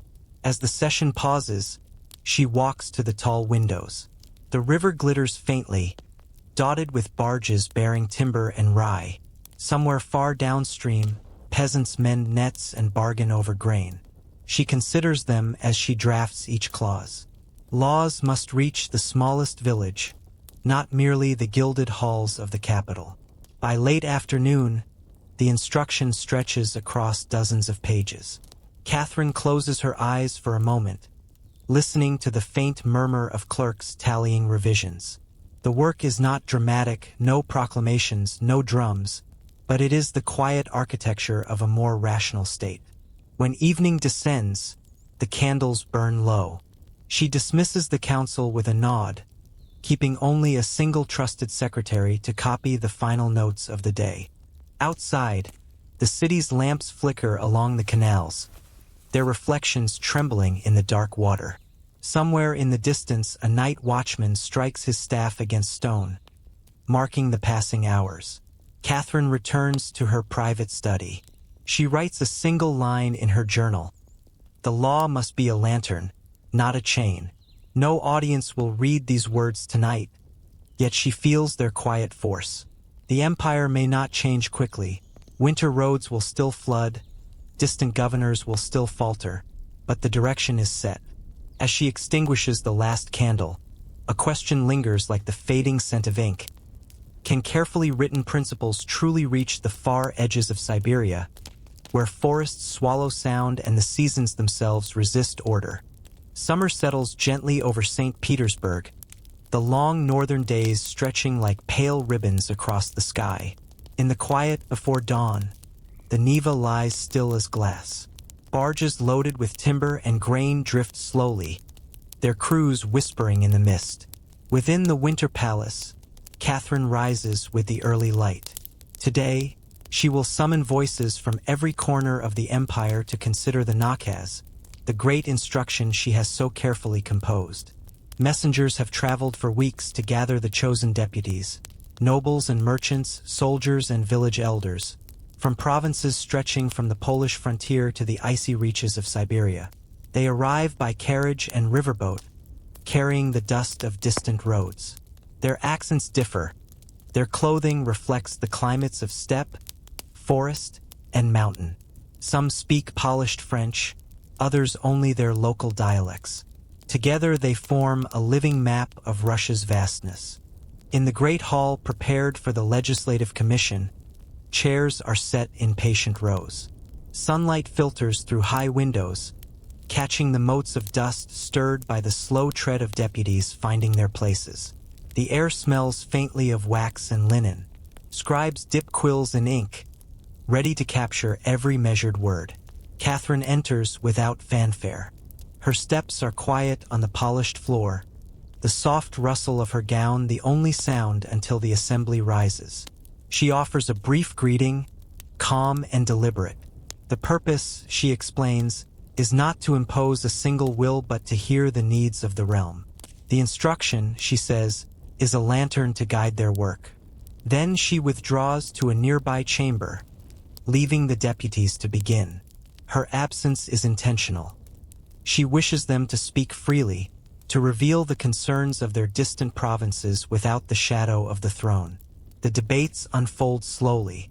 A merchant from Astrakhan speaks of tariffs along the Caspian trade routes. A landowner from the Ukrainian steppe describes the hardships of serfdom and the scarcity of tools after harsh winters. A Cossack elder requests clearer rights for frontier communities who defend the empire's shifting borders. Each voice rises and falls, some hesitant, others insistent, the sound of a vast country attempting to name its needs. Scribes work without pause, the scratch of quills a steady undercurrent beneath the spoken words. Observers note the patience with which Catherine listens from behind a thin screen in the adjoining chamber. She does not interrupt. Occasionally she makes a small mark on the parchment before her, a quiet acknowledgement of some point to revisit. Outside the palace, life continues its ordinary rhythm. Fishermen mend nets along the river. Children chase each other beneath the long twilight, their laughter weaving faintly through the open windows of the hall. Market stalls remain crowded with bread, dried fish, and bundles of herbs. The city, like the empire, breathes on, unmoved by the slow work of governance. Weeks pass. The commission grows into a restless organism of voices and arguments. Deputies form alliances, then drift apart. They draft proposals on taxation, legal process, and the rights of towns. Some argue for limiting the power of noble estates. Others defend the traditions of serfdom. Each discussion adds another layer to the vast mosaic of Russian life. Catherine receives daily summaries, reading them late into the night.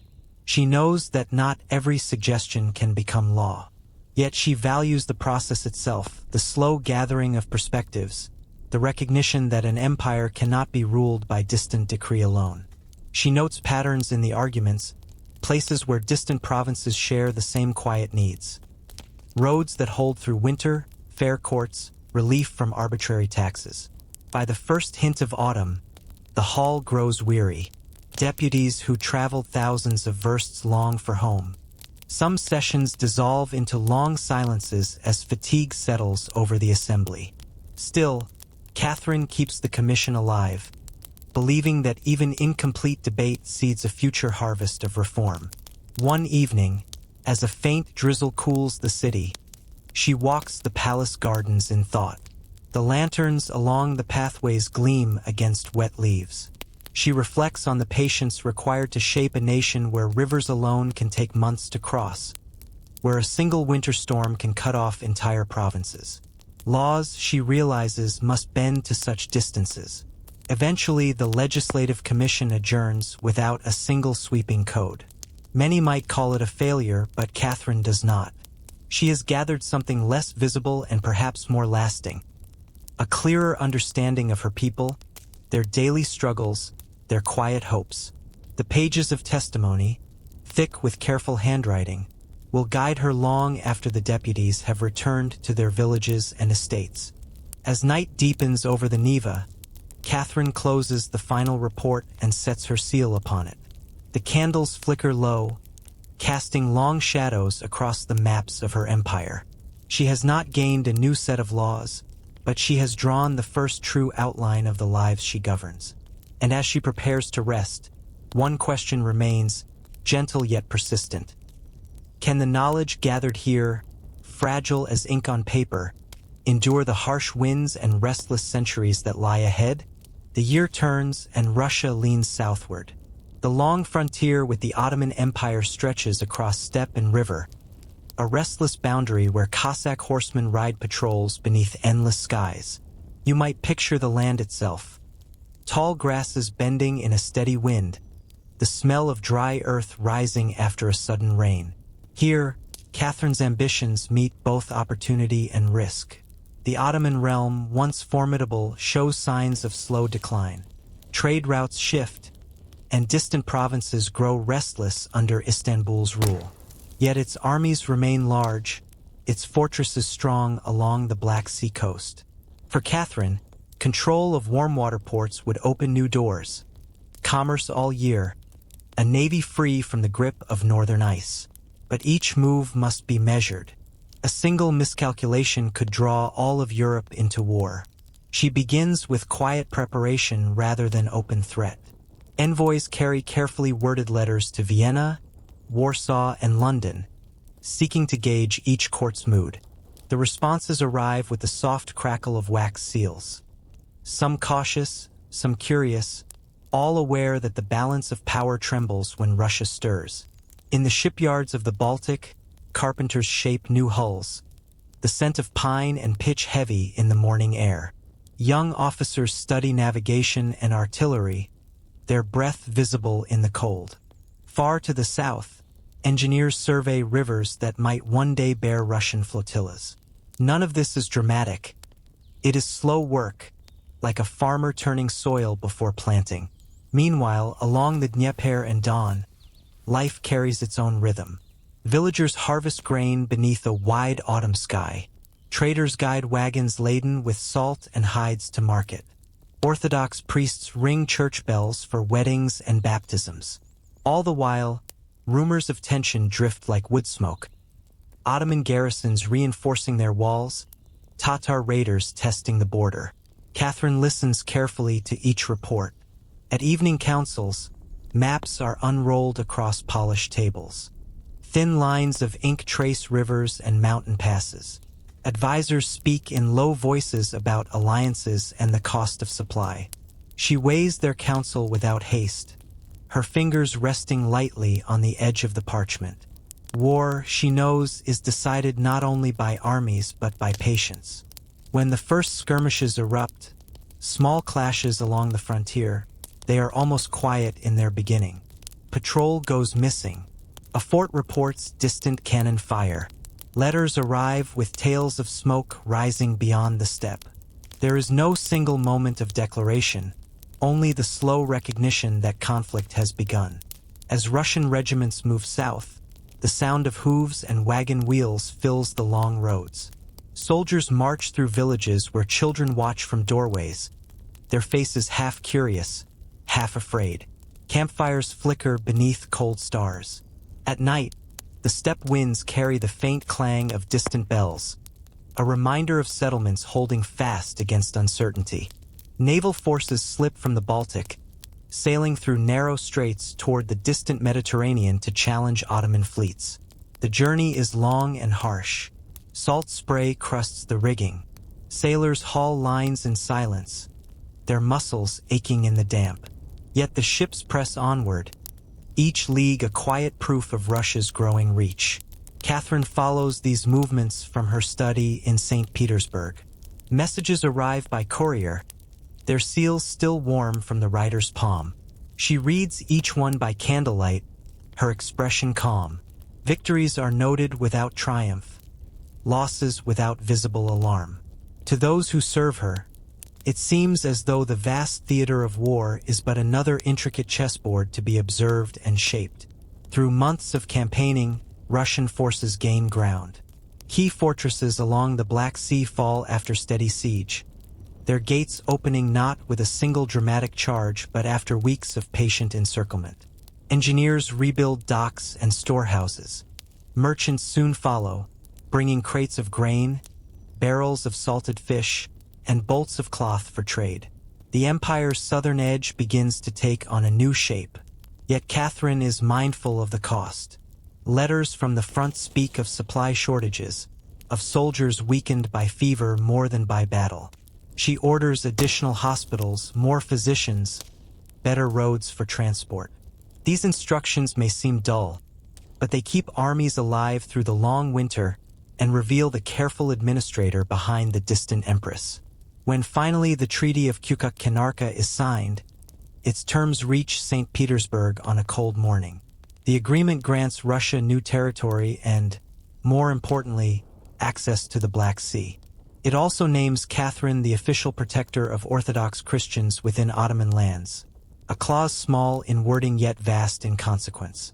She studies the document in silence, then places her seal upon it.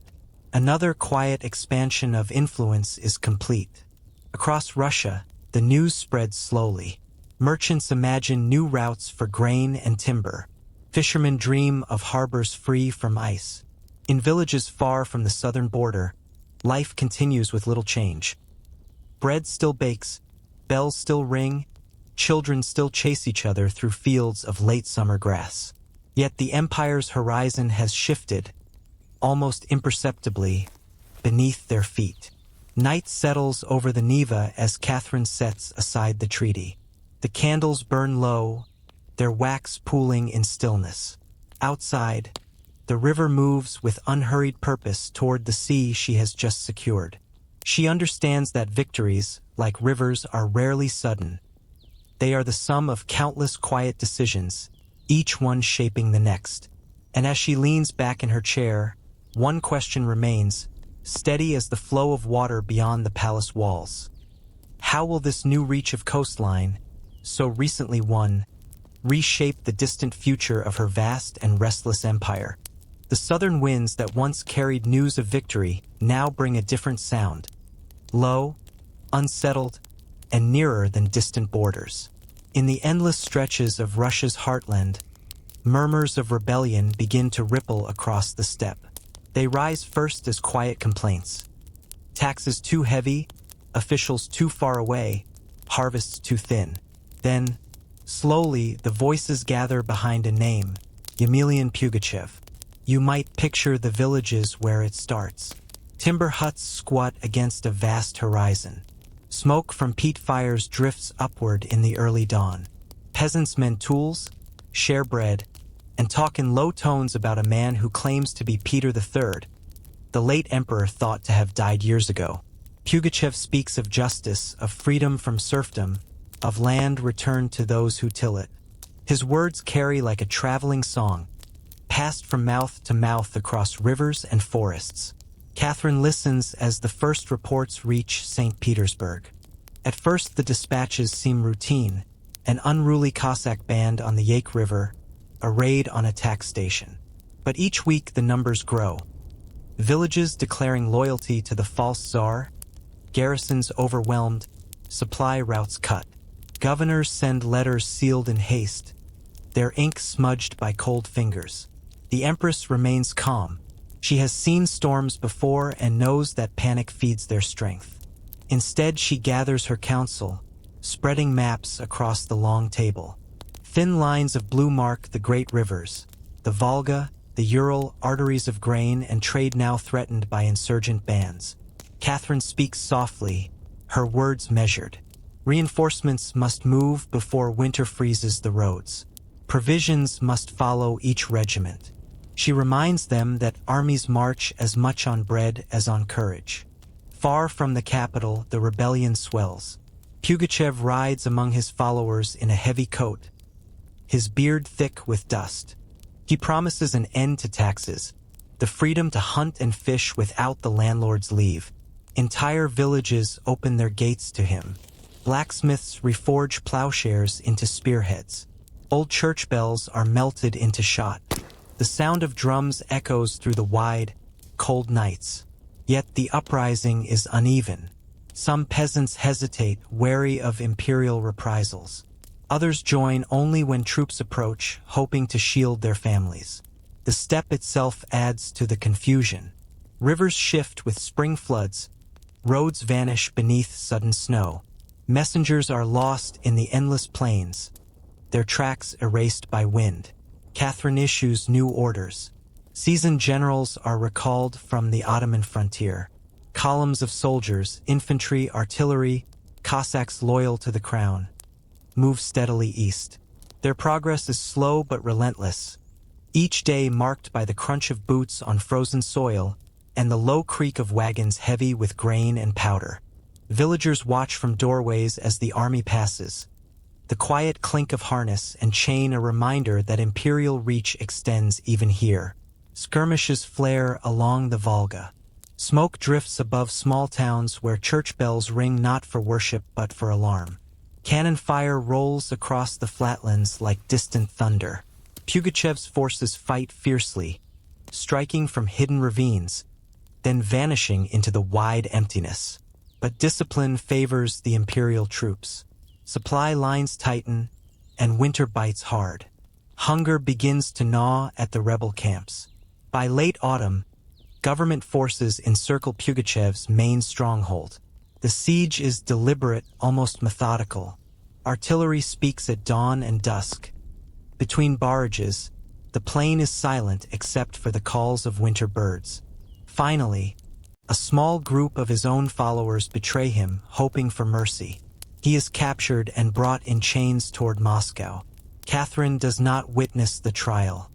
She receives the final report in her study, the parchment cool beneath her hand. There is no celebration, only the quiet recognition that a vast land cannot be ruled by force alone. In her next decrees, she moves to strengthen local administration, improve roads, and adjust tax burdens. Small, practical steps meant to bind distant provinces more firmly to the center. Still, the memory of the uprising lingers.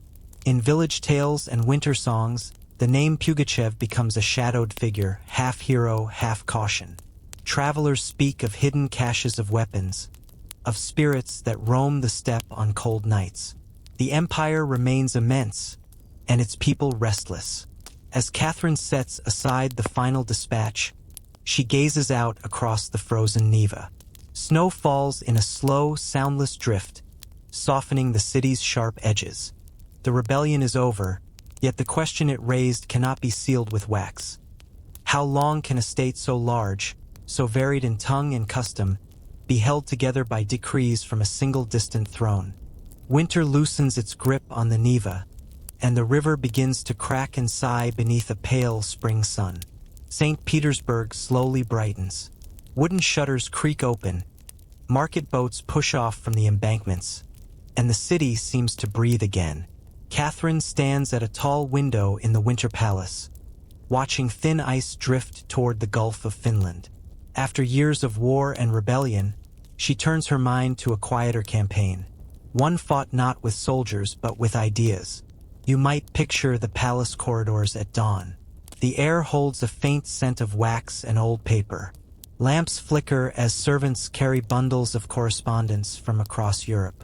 Letters arrive from Paris salons, from London clubs, from the great universities of Germany. Philosophers and scientists write to the Russian Empress as if she were a fellow scholar. Some call her the Northern Star, a patron of reason at the edge of the known world.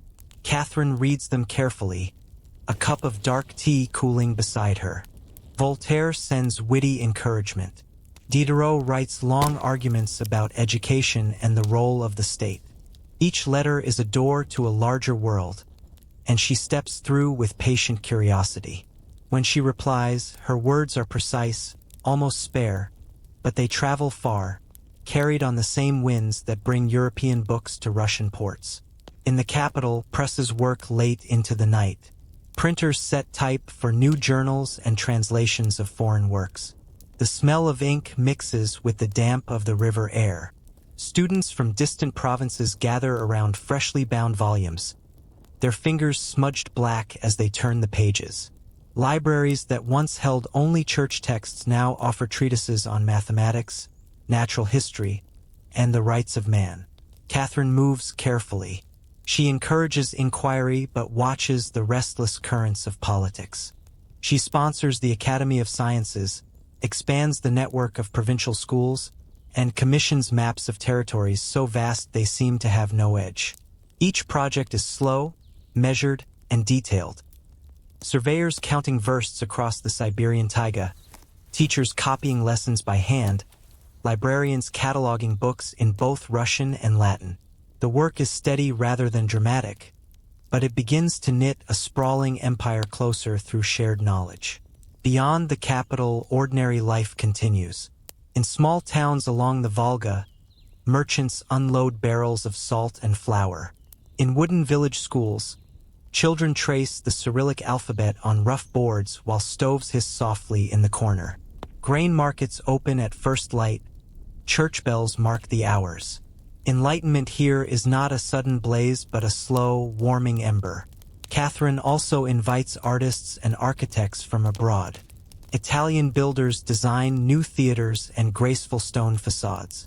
French painters capture the pale northern light on wide canvases. The city changes almost imperceptibly. A new boulevard here, a sculpted bridge there. Each edition a quiet signal that Russia belongs to a larger European conversation. At evening gatherings in the palace, scholars debate the movement of planets or the properties of steam engines.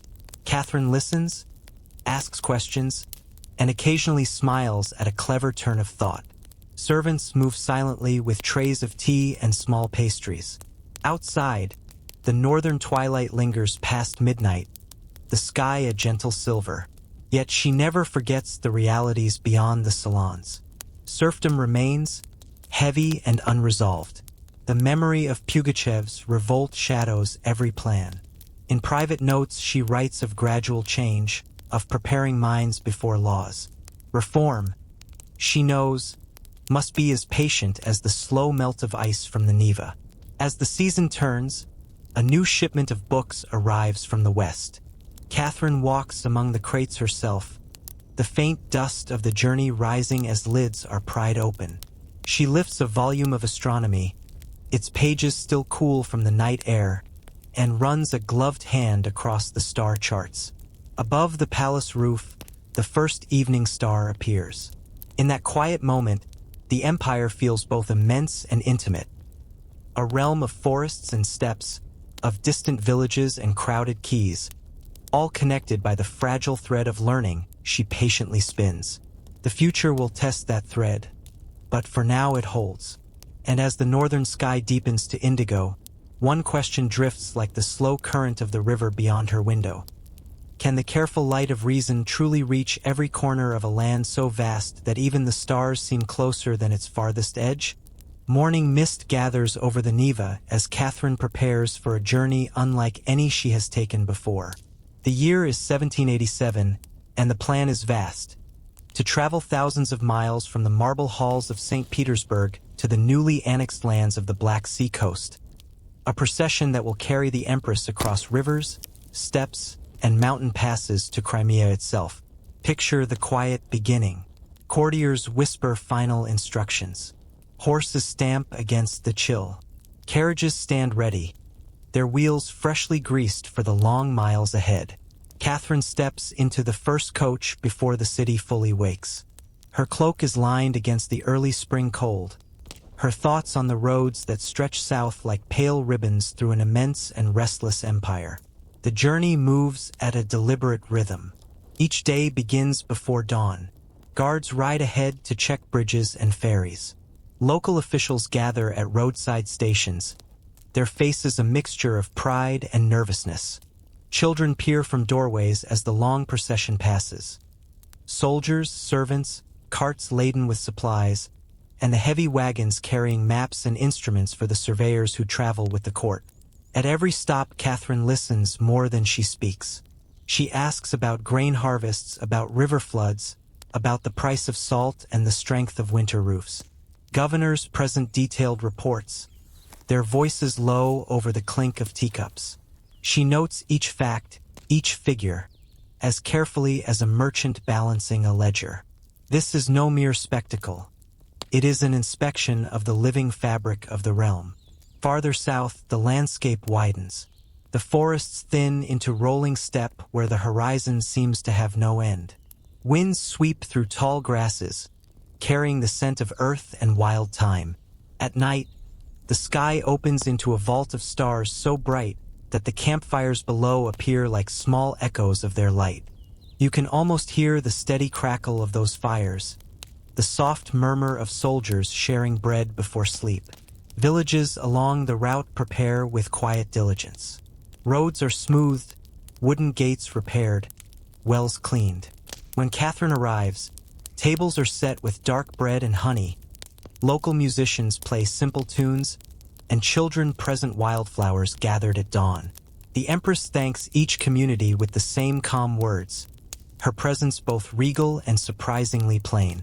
In Kiev, she meets allies from abroad. The Austrian emperor joins her for part of the journey, his retinue adding new colors to the long line of carriages. Diplomats exchange polite phrases in the candlelit halls of temporary residences. Yet even amid the ceremony, Catherine's attention remains on the land itself. Its rivers, its markets, its quiet potential. Crossing into Crimea, the scenery shifts again. Hills rise sharp against the southern sky, and the air carries a hint of salt from the Black Sea. The procession winds through orchards heavy with early blossoms and vineyards just beginning to leaf. In Sevastopol, newly built docks line the deep harbor where Russian ships now anchor with quiet authority. Sailors salute as the imperial party approaches, the sound of gulls wheeling overhead. Catherine walks the quays at sunset. The water reflects streaks of copper and gold, the same colors that once glimmered in distant treaties. She listens to officers describe the progress of shipbuilding, the challenges of supply, the promise of trade routes yet to come. Their words mingle with the steady wash of waves against stone. Throughout the journey, the Empress writes each night by candlelight. Her notes record distances traveled, conversations held, the quality of local harvests, the shape of harbors and fortresses. There is little flourish in her handwriting, only a clear script that mirrors her steady gaze. This journey, she knows, is a message to her subjects, to her neighbors, to history itself. That Russia's reach now touches the warm southern seas. When at last the procession turns north again, the air has grown soft with the promise of summer. Fields sway with young grain. Rivers run full and fast from the mountain snows. Catherine watches the changing landscape from her carriage window, silent, perhaps imagining how these lands will grow in years to come. Back in St. Petersburg, the return is almost understated. Bells ring, but the city does not erupt in fanfare. The power of the journey lies not in spectacle but in the quiet assurance it leaves behind. The sense that the empire, though vast and varied, is connected by roads of stone and water, by steady governance and measured ambition. As evening falls over the Neva once more, Catherine stands at the same window where the trip began. The river moves toward the distant sea she has just touched, carrying with it the subtle proof of a realm more united than before. And she must wonder, as the lamps of the city flicker against the northern dusk, how long can any sovereign's vision, however broad, continue to hold so many distant horizons in a single guiding view? The seasons turn once more over St. Petersburg. Autumn fog settles across the Neva, softening the sharp lines of bridges and palaces. Catherine walks the long galleries of the Winter Palace with a slower step now. The years of travel and governance have left their mark, yet her mind remains keen, fixed on the endless work of holding an empire together. Each morning begins as it always has. A small fire lit in the tiled stove, a tray of tea, the quiet arrival of dispatches sealed in wax. Reports come from distant Siberian mines, from the grain ports of the Black Sea, from newly surveyed towns along the Urals. Catherine reads them all, her pencil making neat, precise notes in the margins. The empire is vast and still expanding, and she tends it like a patient gardener. In these final years, she turns more often to the memory of people and places that shaped her path. She recalls the careful counsel of Voltaire, the lively debates with Diderot, the journeys along the Volga and into Crimea, the faces of peasants and merchants who greeted her caravans with bread and salt. These recollections come not with nostalgia, but with the quiet satisfaction of work well done. Her family brings its own complexities. Grandchildren play in the palace courtyards, their laughter echoing through marble halls. She watches them closely, aware that among these young lives lies the future of the throne. Her son Paul, next in line, remains distant and often suspicious. Catherine drafts careful instructions for succession, weighing how to secure stability beyond her own lifetime. Beyond the palace, St. Petersburg continues its measured transformation. New streets are paved, theaters open their doors, universities expand their libraries. Merchants from the Baltic to the Black Sea arrive with goods and ideas. The enlightenment she once nurtured still flickers here, in the quiet conversations of scholars and the meticulous charts of astronomers mapping the northern skies. Evenings grow quieter. Catherine spends long hours in her study, surrounded by books and the low murmur of servants tending lamps. She writes reflections not for public eyes, observations on governance, on the stubbornness of human nature, on the slow shaping of a society that might one day be freer than the one she rules. Her handwriting remains steady, each letter a small act of order against the vastness of time. Occasionally, she walks the palace gardens at dusk. Autumn leaves rustle underfoot. The air carries a faint scent of river mist and wood smoke.